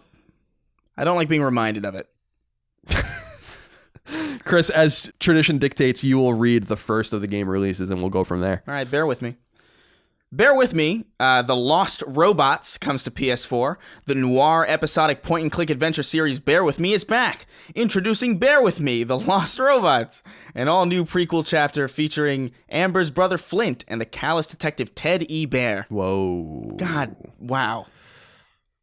Forager comes to PS4. Forager is a 2D open-world game inspired by your favorite exploration, farming, and crafting games. Start small and improve your base skills, equipment, network of friends and enemies, and build your future as you see fit. Labyrinth Life comes to PS4. Roguelike X Relaxation. Cross. I never like saying cross. I really hate cross as a word. Me too. Why? Cross generally, or just that X now indicates that it actually means cross? Yeah, I don't... It doesn't jive with me at all. Take it easy in the latest addition to the series, Omega Labyrinth Venture... Oh, I thought it was like one of those weird Japanese titles. Omega Labyrinth. Venture through a dungeon with different rooms and items every time you challenge it. That sounds like a roguelike, yeah. Raise flowers, rebuild the academy, and more. Enjoy a laid-back life. All right, whatever. That seems weird. Madden NFL 20 comes to PS4. Be the face of an NFL franchise where the decisions you make matter in your journey to become an NFL superstar. Create your own college quarterback to play through the college football national championship playoffs and the NFL Combine for your shot at the NFL Draft. New Star Management comes to PS4. This is soccer management like you've never experienced it. Be more than just a player. Be the head, the heart, and the backbone of New Star FC. Be the manager. Take control of beleaguered. Beleaguered. That is not a word I expected to hear today. Take control of a beleaguered soccer club, which needs your management skills and instincts to unlock the team's potential and make it to the top of the game. I always wanted to like management games. They're really fun in premise. There was a game called NFL Head Coach on PS2 that EA put out that was kind of a management game that was fun. I hate management games. But it's kind of surprising to see it on PS4 because a lot of them are not console games. And then we only got one of those head coach games. That was like the best Madden game of the last 20 years. Solo, Islands of the Heart comes to PS4. Love is a universal feeling, but each of us experiences it in a different way. Solo, Islands of the Heart explores the theme of love in an introspective way, allowing players to identify and reflect on their own experiences. Super Willow Demake comes to PS4 and Vita. Willow and Agatha need to rescue their dog from the clutches of Dr. E.T. Valdo. Roll, fly, jump, and shoot your way across a variety of different platforming levels using unique power-ups to reach the end of the level. Can you defeat all 5 bosses and rescue your buddy? A lot of that was describing just what a video game is. Who's calling me? Someone's calling me right now. Let's see who it is. Oh, no. Hello? Hey, Doug. Thanks for calling me back. I appreciate it. Oh, dear. Did you guys see that Quentin Tarantino movie? I'm pretty excited. Colin's taking a phone call, so I figured I should. Yeah. I can come in and see you on. Let's see. Are you available? Are you available even tomorrow afternoon? Let's do 2. All right, great. Thanks, man. I feel like Brad and Leo probably have some pretty good chemistry. I appreciate you. Bye. What was that? That was Doug, my financial advisor. Oh, good. So, got to go talk to him tomorrow. All right, where were we? Sorry. The Blackout Club comes to PS4. Yeah. The Blackout Club is a first-person co-op horror game. He sounded really disappointed. The Blackout Club. Very disappointed. The Blackout Club is a first-person co-op horror game centered around a group of teenage friends investigating a monstrous secret beneath the skin of their small town. Every night, everyone in town gets out of bed and sleepwalks. In the morning, they wake up with no recollection of what happened or where they are. Or where they were. I didn't read that very well, but it doesn't sound very good. All right. All right. The Church in the Darkness comes to PS4. The year is 1977. Your nephew has joined a religious cult and moved with them to the South American jungle to found Freedom Town. It's up to you to sneak into the commune, find out what's really going on, and decide if you need to get your nephew. Decide if you need to get your nephew out. Like, maybe this cult is good. Yeah. Maybe. Is this a socialist utopia or an oppressive prison? It's Bernie Sanders' commune down there. The camera zooms out and it becomes like an aerial space, and then the planet is literally just Bernie Sanders' scalp. It's a twist at the end. Did you see the great GIF from the first Democratic debate it's just of Joe Biden, but Bernie's next to him, and Bernie like does his little finger wag, and Biden's like flinches back. It's so funny, man. Did you say GIF? Yeah. Oh, you say that? That's how it's pronounced. No, it's GIF, but okay. The man who created it calls it GIF. It's out of his hands, my friend. It's not a graphical user interface. I can't have this argument anymore. It's been so many years of having this argument. I can't do it. The Tower of Beatrice comes to PS4 and Vita. The life of a thief isn't easy. Always hiding in shadows, clients cheat, traps bite. Working on a contract for a mysterious client, you'll need to infiltrate the tower of the powerful sorcerer Beatrice, steal her book of recipes, and get out alive. Beatrice is such a villain name. Nothing that interesting coming out. I guess Madden will be big for a lot of you. And also the Doom games are out, Doom 1, 2, and 3. But that's about it. We're in holding pattern. Chris, let's do our other tradition now, which is listener mail, or reader mail as we like to call it. Reader mail. Oh, ho! You all right? Nah, too late. Keep Sounded like you had a fucking... Sounded like you were possessed a little bit. It's amazing how much of those I managed to keep away. I burp all the time when I podcast. It's a problem. I mean, when you talk, it's just talking. Brings this... No, when I stream, it's like I don't care. So it's if you watch a stream, you'll notice it's a problem. Like I'm probably dying, but it's like whatever. We're all kind of dying in our own way, aren't we? I guess so. I guess that's what life is. Geek Aloud wrote into us and said, "Hey, how big do you think the PS5 will be physically?" I hope it's massive. Really? Yeah, I hope it's hilariously big. I don't think it will be. No, I'm not saying I think it will be. I'm saying I hope. Like as big as the Xbox One? No, I hope it's bigger. I hope it's the size. I hope it's like at least the size of the original Xbox. That's big. Yeah, that is big. And that's heavy. That thing is durable as hell. I dropped that thing down the stairs once, and it still works. That Xbox was heavy, man. I think they used to put them in trebuchets and launch them at regimes. Encourage regime change with launched trebuchet Xboxes. Yeah, I mean, realistically, I think that it'll be the size of the PS4 Pro. Yeah, I think so. Probably. Maybe a little bigger than that, but I just because it'll have to probably have some heat management issues or whatever. Yeah. But yeah, I don't think it'll be that much bigger than the Pro, but Sony's been pretty good about giving us sleek machines, with the exception of the original PS3. I think pretty much all their machines look great. I loved that thing. For real. The Spider-Man text PS3? I liked the fat one. Oh God! I like the fat PS2 also. Like I never liked. Oh, the fat PS2. I never liked their remodels until this generation, I think. And even this generation, I think is actually no. Never mind. I actually prefer the original PS4 model. Oh, there you go. We're in our room right now. I just wish it wasn't glossy. Yeah, that's the only thing I don't like about it. The PS4 remake's over there, and the original PS4 is right there. The PS3 is on top of it. That slim PS2 was disgusting. It was so light. Yeah, it was felt ridiculous. Like the breeze could destroy it. Do you remember the PS1 redesign that was like really tiny and you could like hook a screen into it? It was like a worse shade of gray. I remember that. I saw it and I was like, ew, that's a dumb shade of gray. My shade of gray is better than that shade of gray. I remember thinking that exactly.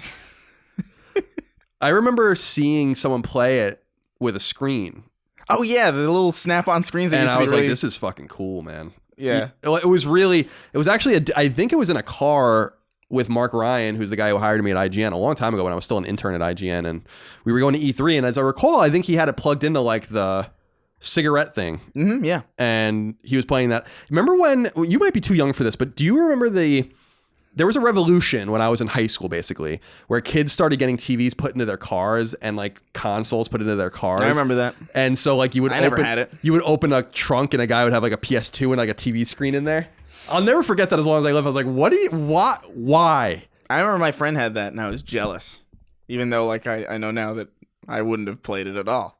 Especially in New York, because you're in the car for all of maybe 15 minutes. That's kind of why I enjoyed the trunk one, because I was like, all right, so you park and then everyone gathers around the trunk to play Gran Turismo 2. You know what's cool though about that is like when at some midnight releases, like I remember this for the the Halo Reach midnight release, everybody came out and there was like this dude with a truck and he just had a TV and everybody was like playing Halo 3 on it. That was so cool. That was that guy's moment, you know. Yeah, that was that guy. He's probably dead by now. Probably. Because that was probably he realized that was his biggest contribution. That was his moment. He founded fucking some crazy company and he's a millionaire now. Ray Ripley wrote into us. It's not a real name. He said, "Hello, Juicy Colin and Splendid Chris. I hope all is well. In the wake of Mario Maker 2's success, do you think Sony will reboot Little Big Planet? And if so, what do you want to see from it? Have a great day and keep Tuesdays great." I guess this does go into what I was saying earlier. It's kind of a contradiction because Mario Maker is vibrant and the sequel obviously is very well received, relying entirely on people making shit. Mario has I believe it has a campaign though. I believe it has its own levels that are made specific, and also, but Mario is also level based. It also doesn't require you to have a master's in fine art to understand how to paint shit in the game. You know? Yeah, that's also true. It's a lot simpler. I could totally see why Mario. I've been really tempted to play it. It looks great, Mario Maker, because I know that that's something that I could probably like sink my teeth into, but also I'm bad at Mario, so it would be the point. Well. I'm good at Mario, so it'll be a lot of people are asking me us to play games that I'm good at. So because you're making me actually look bad at this point on our Let's Plays. We'll do Mega Man because I'm not that great at Mega Man. I'll fucking school you in Mega Man, son. Probably, yeah. That was really aggressive. Jason Bond wrote in and said, "Hello, Colin and Chris. On episode 56, Chris mentioned that people's negative reaction to the Avengers designs is because the audience is used to seeing the actors of MCU portraying the heroes. I'd like to think that the reaction is negative because the designs look like shit. Nobody complained about Peter Parker's design in Spider-Man PS4, even though it's far from Tom Holland, because it was an excellent portrayal of the most popular Marvel hero. Keep up the great work, now fellas." Listen, what do you think about what Jason says? I don't necessarily have a problem with the argument that the designs look like shit, because I also kind of agree. I have a problem with the argument that because people were okay with Spider-Man and Peter Parker in the PS4 game, that somehow nullifies the argument. People were okay with the Spider-Man in the PS4 game because we've had 5,000 live-action Spider-Man. That's in a very short amount of time. We had Tobey Maguire, we had Andrew Garfield, we had Tom Holland, endless cartoon and CG recreations of this character in video games and all sorts of media. The Avengers have only had one mainstream presence in the MCU for the last decade. We've only had one live-action Iron Man. We've only had one live-action Captain America, as far as like, you know, as when I say that, I mean obviously mainstream and wide appealing. I'm sure we've had some like crazy. I remember there was one Captain America movie in the 90s that was horrendous, but I don't think that's a fair comparison at all.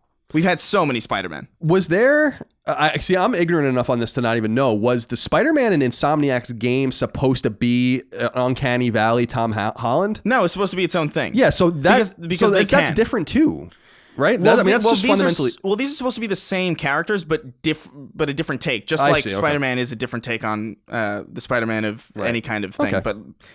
But that specific team, you know, Thor, Hulk, Black Widow, Iron Man... I don't know if Hawkeye's in it, but like that team specifically is the MCU. That's what we've had for the last 10 years and what we've grown used to. Even if you haven't even watched the movies, you probably know Robert Downey Jr. as Iron Man. And you're going to see, if you see any kind of CG recreation of that, it's going to look weird if it doesn't look like Robert Downey Jr. I wonder how much it would have realistically cost them. A lot. But I mean, in context to what, I guess is my question. If you just got them not doing the mocap, but just saying like, just come to the studio and just let us get you in mocap once and that's it. And then we'll, you know, how much does that realistically cost your studio or the publisher? $15 or $20 million for them for a day? Probably more, honestly. Robert Downey Jr. is so expensive. So I'm not going to, I don't want to spoil anything, right? For anybody who's like interested in these movies and hasn't seen them yet, although I highly doubt it. But Iron Man is out of the picture in these movies. Robert Downey Jr. is gone. He's out of the movies. Is it because he's too expensive at this point? I think so. I think Disney cannot afford to continue to hire Robert Downey Jr. And that is insane. And you have to look at that and think, oh, well, maybe Crystal Dynamics can. I'm like, no, sorry. Yeah, like, for real. No, you're right. But, and it's funny with Robert Downey Jr. as well, because he was like down and out for a long time. When we were younger, he was fucking out. Yeah, and now he's probably the most successful actor of all time. I think he was like a drug and like alcohol abuser to the max back in the day. Mm-hmm. But, you know, everyone recovers. That doesn't mean anything personally against him. I think part of what makes the MCU so great is it's this great redemption story of that character and him. Yeah, it's true. So cool. And that's the only MCU movie I've seen still is Iron Man, and I liked it a lot. It's a great movie. But you're right in the sense that it's very expensive. I guess I'm just wondering if they're really serious about making this game a thing. It's clearly going to stick around. Crystal has spent a lot of time making it. Square Enix is not working with them on this one, obviously, so they have a benefactor that even has more money. I just wonder... Well, obviously Square Enix owns them, but what I'm saying is they have a benefactor in Marvel. You guys understand what I mean? Yeah. I just wonder, is it worth the investment to make the game as realistic as possible, right? Like, apparently not. Apparently it's not worth it. But if you're intending on selling this game, I mean, I'm sure their intention with this game is to sell like 10 million copies. At that point, you actually can afford it if these guys are like realistic in what they're asking. And I don't think that like Robert Downey Jr. is a big deal, right? But I don't think him going in and being like, I want $10 million to come mocap for a day. I don't think that's realistic, right? I think like someone to go like, can you guys just like come and add realistic nature to this game? But I think that a major hang up, came to mind, I don't know why. I think a major hang up with this is that these guys are afraid of their likeness being put in games where they can be manipulated and all sorts of weird shit like happens to Ellen them. Page with the David Cage games. Right. And it reminds me of when No Doubt, the band, sued the guys who, Harmonix over their appearance in Rock Band, because apparently it wasn't clear to them that they can be used and wear costumes and be singing shitty songs and all that kind of stuff. They were like under the impression that they would be in it, they would look cool, and they would sing their songs. So it's kind of a similar thing that came to mind where I'm like, it's probably mostly money, but I bet you there's also an element of like, with the mods and the crazy shit people can do, we really don't want to be a part of this because who the fuck knows what they're going to do with our likeness, I think that might have something to do with it as well. That's definitely it. But in other words, if you're going to make something, why not just do it right? Yeah. I mean, yeah, they could have circumvented a lot of this just by making it more cel-shaded and comic booky. Yeah. And or not rooting it. Because we've seen plenty of cartoon incarnations of the Avengers. But as far as like anything that's supposed to look realistic, we've really only had these MCU people. We've had so many Spider-Man. Like, we're so used to seeing different incarnations of Spider-Man. That's a great point, just in the sense that I wasn't even aware that, and like you said, it wasn't, but I wasn't even thinking of PS4 Spider-Man in the context of his movie characters, because even I knew that. I mean, I was in high school when the Tobey Maguire stuff came out. I'm not that old. So it's been rebooted several times. Kenneth Ohms wrote in and said, hey, Colin and Chris, picking up on how open world is very oversaturated nowadays, I was wondering how you both felt about the farming and monster slaying and town building genre, such as Minecraft, Stardew Valley, and so on. While I love these games and each have their unique qualities, I can't help but feel like we're seeing more and more clones of this genre. We have Dragon Quest Builders, both 1 and 2. We have My Time at Portia, and we have 2 more games coming in early access and eventually to PS4. One is a Lost in Blue inspired like game, and the other like Dragon Quest Builders, but with a Pokemon monster taming and raising element called JRPG Life or something like that. Not to mention Game Freak is also working on a similar game called Town and Animal Crossing. Anyways, or called Town and Animal Crossing. Is that the game name? I don't know what you're saying. You got to have a little punctuation. There's a game that Nintendo announced called Town. I think it was just the Untitled project name. Oh, okay. But yeah, Animal Crossing is something else. So there needs to be a comma, Kenneth, there. Anyways, I was just wondering when we would get tired of this genre. You could get tired of it at any point. Hey, man, this is what I keep saying. Games take time to make. Being a Me Too style game that you, and I don't mean in the sexual thing, like trying to make a game like someone else is just dangerous. It's more dangerous than trying to copy a musical style. It's more dangerous than trying to make a TV show or anything like that, because it just takes too long. So when Stardew Valley revives, for instance, the Harvest Moon style game, of course you're going to, and by the way, it was made by one person and the guy's a fucking multimillionaire now. Of course people are going to try to copy it. The thing is that it's just too late. There were so many Minecraft clones on, I don't know if it was on the PSN in the same way, but I remember back when, well, did Minecraft come to PS3 or was that later? Yeah, no, it did. Yeah. There were so, like, Fortress Craft and like all these things that were so clearly Minecraft or made to trick like babies into buying them. Yeah, it's foolish. And I think that, listen, someone wins when these things happen. Minecraft or Mojang was purchased by Microsoft for $3 billion. So clearly there's a lot of money to be made in Minecraft. And as we've discussed on the show in the past, Microsoft has a real ubiquitous attitude with Minecraft where they won't seal it behind Xbox and PC, which I would do if I were in charge. So they clearly are seeing a lot of revenue there as well. But I just think that, I don't think Dragon Quest Builders is a great example because that's supposed to be, the first game is good and the second one's supposed to be even better. But I just think it's about combining IP that means something like Dragon Quest with a style of game like Minecraft that is really resonant with people. It's this kind of like gray area, weird. It's like remixing. Yeah, it's like almost. So it's like why Musou's work so well. Omega Force makes these Musou hack and slash games with all these different IP. They're the same game over and over again, but people like them because it's Zelda or it's Dragon Quest or it's Dynasty Warriors or whatever the case might be. I just think the IP matters the most in these particular situations. And when these games, by the way, Chris, require so much time, like you can have a full-time job playing Stardew Valley. That game is so complicated and so deep. Yeah. Then making games that are like it, I think, is a really bold thing. It's like what we said about games as a service, right? Or these ubiquitous shooters and these looter shooters and these free-to-play shooters. It's risky endeavor when people are already obsessed with what you're copying. And that's why you need to make new stuff, I think. That's my take. For sure. Yeah. I understand, like we said with Wolfenstein Youngblood, I understand why people are upset about that game simply because it's experimental in a way and it's not what people want out of Wolfenstein. But I also appreciate that it was like a one-off side $30 game in which they can garner data from it. That's kind of what Bethesda's been doing lately. They've just been experimenting a hell of a lot. Like Fallout 76. Do people want this? I don't know. Rage 2. It's a great linear shooter, but like with large spaces of nothing in between the great shit.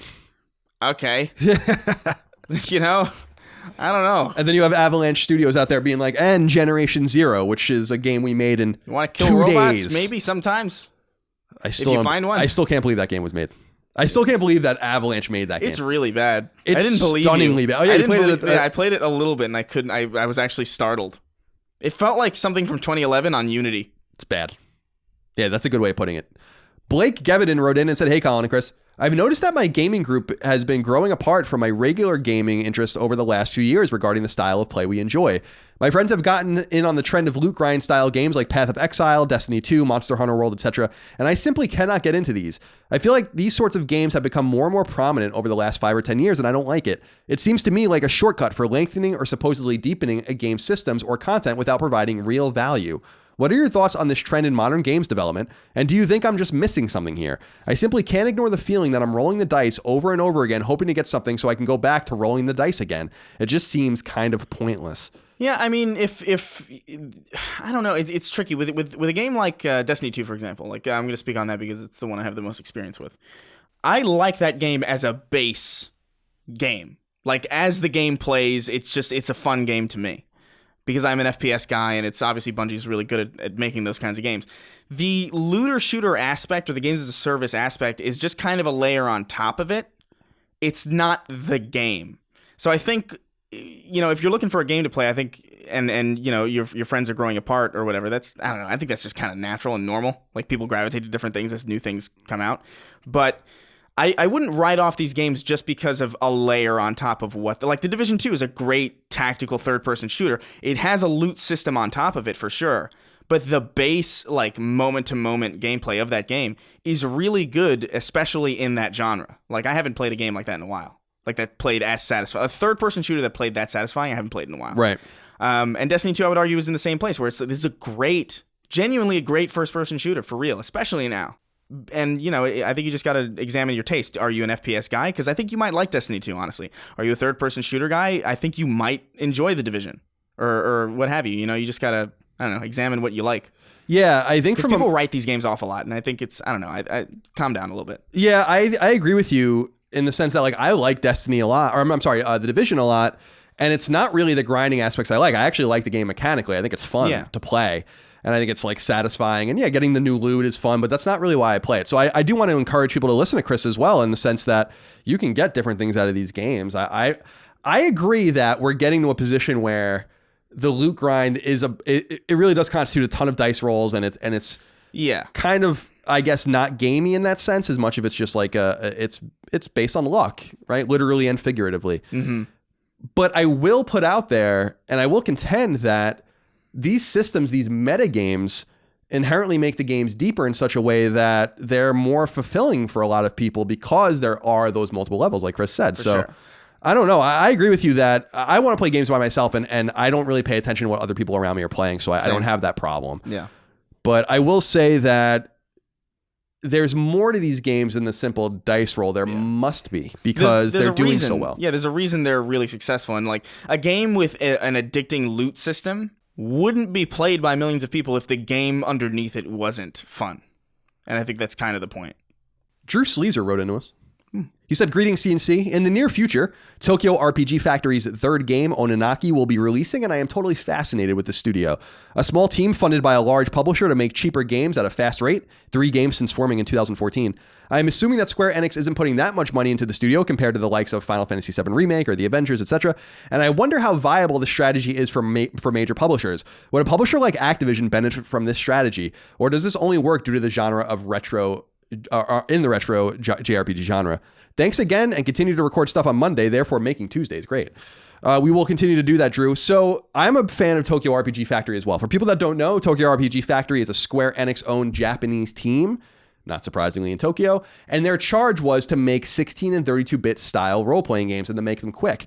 And so they did that. I Am Setsuna was their first game, which I am absolutely enamored with. I love that game. It's from 2016.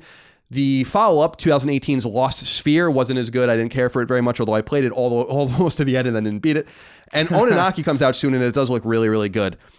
I think Square Enix has been pretty clear that Tokyo RPG Factory is not making money. In fact, I think that they said with I Am Setsuna that they lost money on it. The good news is that it doesn't seem to matter. It seems like Square Enix realizes that this studio, for whatever it costs, I mean, they've made 3 games in 4 or 5 years. They probably are 20 strong. It's probably cost 15 or 20 million to make all of these games combined. So it's not a huge investment for Square Enix. And I think it's cool that they take their money from somewhere else and they put it into this pot and they try to elevate these other games. EA talks about doing that with their EA originals and all of that. The corollary to this, I think, or the kind of interesting comparison, I think, of Chris with this is what Ubisoft was trying to do for a little while with UbiArt, with Child of Light and with that World War I game. Valiant Hearts? Valiant Hearts. And it's just something that I think brings a lot of credibility to a bigger publisher. It brings a lot of respect for smaller gamers. Ononaki is not going to be a big game, but it's going to be really exciting for those who like those kinds of games. And so I don't know that Activision is going to be the team that publisher that does that, because it's totally different than what they do. But Ubisoft has done it, and I would argue that EA is still doing it, and I would argue that Square Enix is doing it in other ways as well. So, I mean, even think about what they did with, I was going to say Infinite Undiscovery. That's not it. What is the other stupid RPG that they released on Switch with a terrible name? Oh, my... Last Remnant? Not Last Remnant. That's another one from back in the day. Octopath Traveler. That's what I was thinking about. Yeah. So, like, these aren't coming from big teams. And Octopath Traveler actually was probably pretty valuable to them. The point I'm trying to make is that... That game's beautiful. It is. I still can't believe it hasn't come to PS4. I think Nintendo might have published it, though. Or co-publish it. So I don't think that there's a good strategy here for big publishers, but I think that it's a good strategy if you want to have grassroots support and you want to have something to point at if you're an EA and everyone's like, you guys fucking suck and all you care about is microtransactions and FIFA and blah, blah, blah. Well, you can be like, hey, we released A Way Out and we released this Yarny game and we're trying to do other stuff. I mean, I think that that's somewhat of a legitimate thing for publishers to do. Yeah, but you have to be clear that they're not making money on these games. You know, Square Enix said that I Am Setsuna did not make money. And yet they still made Lost Sphere, which was a worse game. And after that, I was like, there's no way they're going to survive this. And then they're still around. So good things happen sometimes. I hope Ononaki's great. I really do. I hope they sell millions of copies of that game so that they can come, you know, Tokyo RPG Factory becomes this force. I love how literal that name is. It's awesome. It's a great name. Yeah, it's literal in so many ways, right? Yeah. Based in Tokyo, they make role-playing games, and it is a factory because they're making them so quickly. With like 16-month dev cycles, which, by the way, is how long it used to take to make 16-bit RPGs. Elliot wrote in and said, hey guys, with the recent news that Xbox is removing Cortana and adjusting the Xbox One UI accordingly, how would you redesign the PS4 or upcoming PS5 UI? What would your UI look like?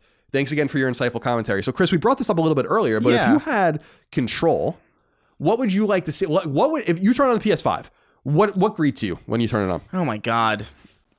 Just the list of all my games, I think. Like a list as opposed to a bar. Like the way Steam works, like your library. Okay. I think I want my library to be the first thing. Steam's a great example of what I think we... Not with that very deep, mouse-driven interface, but something like that, right? Yeah. A community for every game.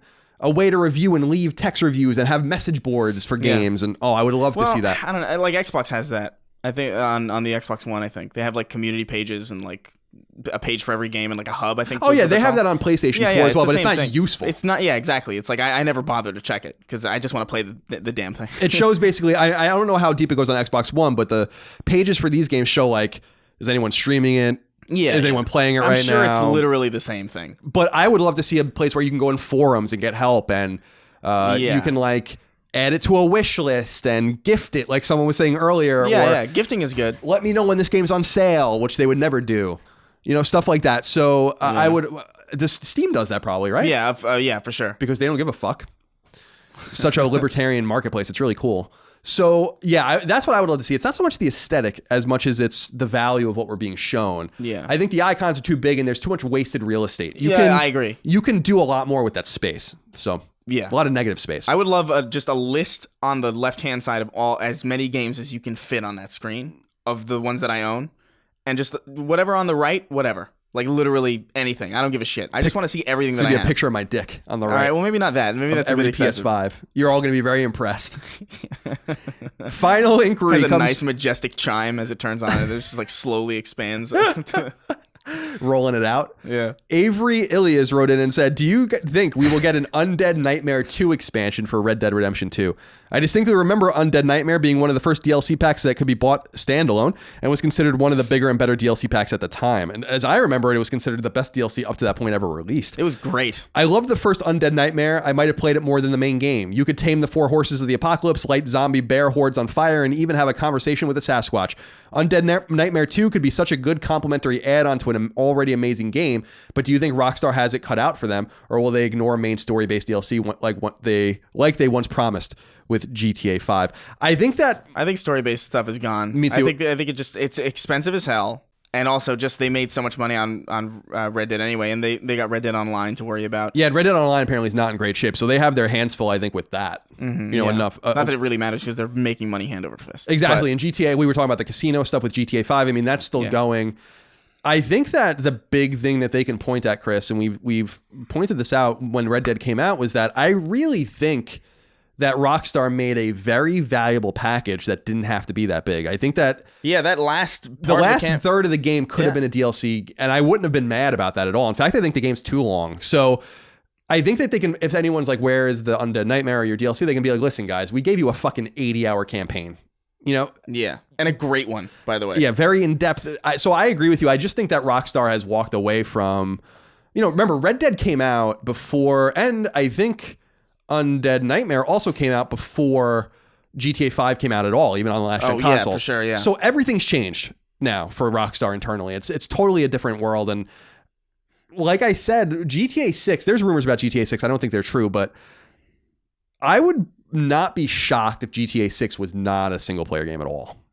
That's kind of like where I stand at this point. Like I don't. It's disappointing, but I just think that their bread is buttered by this very specific thing. And if I was a shareholder of that company, I'd be like, there's no way in fucking hell you're making a single player DLC pack. I want money, and what I want is you to make the most money, and that's with these online components. So yeah, I think Grand Theft Auto 6 might never happen, and I think that if it does, I think it's going to be an all online, or at least a co-op game. But they game. also do make these like really complete games. Like I wouldn't argue, like I wasn't that big of a fan of GTA 5 when it came out, just because I didn't really care about any of the characters at all. But like I would never argue that is an incomplete game, even like when it launched. That's a solid campaign you have. Yeah, a long game. Red Dead 2 is the same. I don't think it needs an Undead Nightmare really. Although I will say that would be amazing. It would be great because Undead Nightmare was probably my favorite. I think it is my favorite DLC actually. It would be great, but I would be surprised because what they it's unnecessary. They can make this $30 expansion or $20 expansion, or they can make a $60 game, and or they can just make a bunch of shit and sell it on GTA Online. So what I would love to see. I think we're too focused with Rockstar development in San Diego and in Leeds and other places, New York City, where they're headquartered, where they're publishing. I want to see a new Bully. I think you are going to see a new Bully. There's been a lot of rumor about that for a long time. I think that's substantive. Can you imagine that game coming out now? No. That's amazing. I would. Oh God. They would do it. They're one of the people that can do it and get away with it. For sure. But like I would give so much for a new Bully in this environment. My God. That would be incredible. Just the amount of articles that I can already see. They would probably love it. I mean, that's why the untenable nature of it is probably why they would do it. But I really think that what we need to focus on the most with Rockstar, I want them to make something new. Like just something totally new. And I think now is the time. They have so much capital and just so much goodwill. Just disappear and make something new for 5 years and just release it when it's ready. And whatever it is, it is. I think that anything they make is going to mint money for them. I think it's just a matter of like how flexible their shareholders and publishers are in that regard. Take-Two obviously is kind of pulling the strings there. So I don't think the Housers have as much control as they used to over the kind of creative output of the studios anymore. So that's kind of the one disappointing thing, is that I'm like, well, remember when we were really excited when they announced The Agent or whatever on PS3 that never came out? But I was like, it was exciting because we didn't know what the fuck it was. Rockstar hasn't made something like that since like Manhunt or Bully. And it's been a long time since those games came out. I just got Bully on PS4. I never played it. Bully came out when 05, 06? Something like that, yeah. It came out around Destroy All Humans time. Manhunt came out in 04. And really, that was like, and they did try other stuff. They had the Warriors and others, but like, I don't know. I get most excited, Chris, thinking about what that talent can be unleashed. What current Rockstar can do. I mean, would be incredible. With the money that they can make, the talent that they attract, the work ethic that they employ. Not even from a gameplay standpoint, honestly. I know at this point that they can just be relied upon to just deliver really good stories. I'm not at all interested in the Wild West. No, at all. Yeah. And I was obsessed with it because of that game. Sure. It would be really, I would like to see something outside of the third. They would never do this. They're going to make a third-person open world game no matter what they do, I think. Now, Manhunt isn't that, and Bully's kind of a limited game like that, but they'll make a game like that, but it would be really exciting to just see, like, think about the potential of a game like Mafia 3, which was really well executed from a production standpoint, but not from a gameplay standpoint. A mafioso story, a Victorian story about late 19th century England or something. I would love to see what they could do. A Mafia story would be awesome to see from them. Yeah.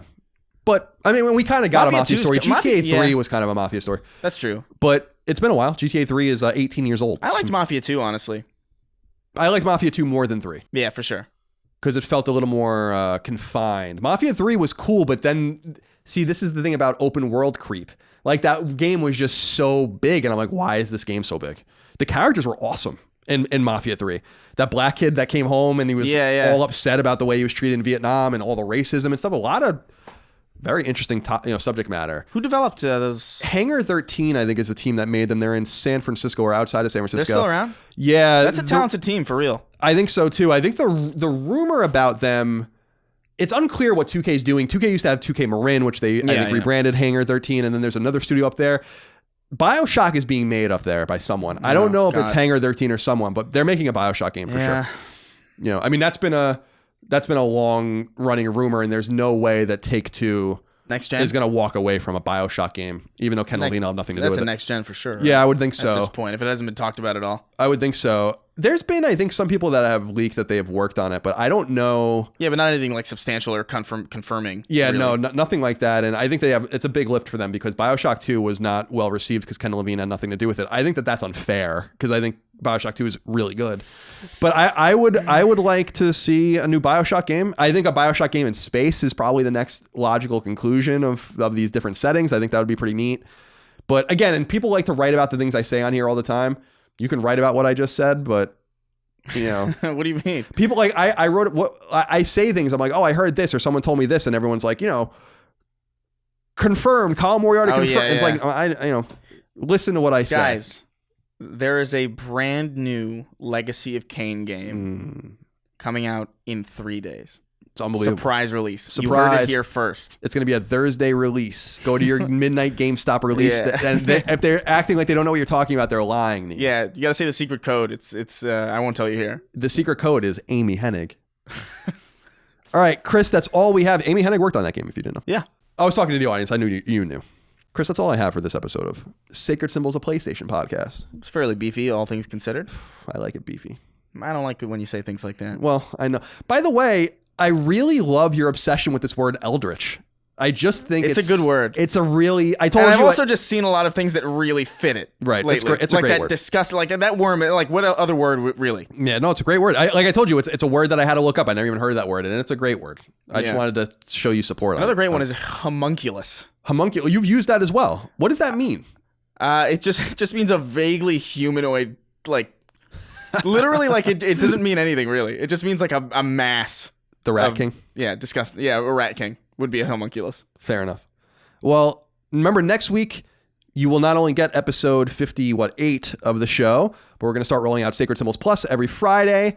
So be excited for that. Support us on Patreon at patreon.com/ColinsLastStand so you can get those extra episodes as well as submit your questions, comments, concerns, thoughts, and ideas to our show, get ad-free access, etc. Chris, do you have any closing comments? I think we covered it. I think we're good. I think we're good too. We'll see you next time. Appreciate you. Love you. Goodbye. Take care, guys. Sacred Symbols, a PlayStation podcast, is a product of and a registered trademark of Colin's Last Stand, LLC, and is recorded right here in sunny Santa Monica, California, USA. This show is conceived by, is written by, and is produced by me, Colin Moriarty. My co-host is Chris Raygun. You can find me on Twitter at NoTaxation and on Instagram at CLS Moriarty. Chris is on Twitter at Chris R. Gunn and on Instagram at Chris_Ray_Gun. Sacred Symbols is edited by Dustin Furman. Any snail mail can be sent to the CLS P.O. Box, P.O. Box 1233, Santa Monica, California, 90406. To message the show online, please use Patreon's DM service. As you know, all of Colin's Last Stand shows, including Sacred Symbols, are fan-funded on Patreon at patreon.com/ColinsLastStand. The following names are at the producer level or higher on Patreon, and we are eternally grateful for your kindness, generosity, and fandom. Carlos Algarit, Morgan Ashley, Taylor Barkley, Sean Battershall, Martin Beck, Eric Bishop, Mark Boggio, Eli Bosford, Barrett Boswell, Spencer Brand, Miguel Brewer, Lennon Brixey, Jimmy Brown, Jason Budnick, Josh Bushing, Austin Bullock, Andrew Burkhart, Dylan Burns, Chris Buston, Alex Cabrera, Tom Cargill, Patrick Carper, William O'Carroll, Brian Chan, Sean Chandler, David Chestnut, Simon Conception Jr., Brad Cooley, Gio Corsi, Nick Cummings, Daniel Diamore, Colin Davenport, Mitchell Durkash, Zachary Douglas, Night Draft, David Ellis, Martha Emery, Liam Fagan, Joe Finelli, Eric Finkenbeiner, Fodios Frangos, Michael Gallier, Chris Galvin, Connor Gashian, Alex Gates, Michael Gates, Salem Ghanem Al Ghanem, Daniel Glassford, Tyler Goodwin, Josh Gravelick, Miranda Grubba, Tyler Harris, Kyle Hagel, Wyatt Henry, Asa Haas, Azan Isa Al Ricey, Josh Yeager, John Jameson, Jimmy Jolacure, Joshua Jonathan, Greg Juliffs, Anton K, Jeremy Key, Auntie Kinnanen, James Kinslow III, Ryan R. Kittredge, Jackson Lastiqua, Joe Lawson, Don Q. Lee, Patrick Leslie, Dustin Lewis, Keith A. Lewis, Chad Lewis, Lou and Ray Loper, Colin Love, Josh M., Ryan T. Mandel, Peter Mark, Michael Martinez, Sean Mason, Zachariah McAdoo, John McCarthy, Josh McKinney, Joe McPartlin, Andrew Mendoza, Christopher Midling, Alex Mones, Chris Moore, Betty Ann Moriarty, Ryan Murdoch, Adam Nix, Donnie Nolan, George A. Nunez, Grayson Orr, Brian Ott, Jorge Palomino, Daniel Parsons, Marius S. Peterson, Gerald Pennington, Enrique Perez, James Perrone, Jason Pettit, Jeff Pollard, Louis Powell, Lawrence F. Prokop, Andrew Ramos, Ryan Reeves, Michael Renner, Peter Reynolds, Shane Rayum, Jonathan Rice, Mark Richardson, Toby D. Riemenschneider, Austin Riley, Petro Rose, A.G. Rowe, Josh Salinas, Jose Salinas, John Scholes, Michael Shanholz, Toby Shootman, Glendon Cole Simper, Joshua Smallwood, Daniel Strycharsk, Ahmad Tamar, Will Vielander, Ben Thompson, Carl Tolman, Alan Tremblay, Jacob Turnbaugh, Raymond Vargas, Michael Vecchio, Oakley Waldron, Justin Wagaman, Connor Walton, Isaac Wastman, Damon Weathers, Mike Wayant, Corey Wyatt, Tony Zaniga, Hugo's Desk, Organic Produce, Casual Misfits Gaming, Supershot ST, Homeworld Hub, Throw 7, Nick C, Infinite, Mad Mock Media, Fabian, Mubarak, Richter86, Andrew, Ian, Chris, Dav9834, Donk 2015, and Gavin. Kenneth Ohms. Oop. Disgusting. Yeah, we'll burp there. The fact that he's a human being is heinous to me. I'm burping myself. Does that actually work? I feel like that it does work. You just got to get low enough in your back. I feel like I need to be hit with a truck on the back to feel anything. You almost got hit with a meteor in the back. Yeah, I wish.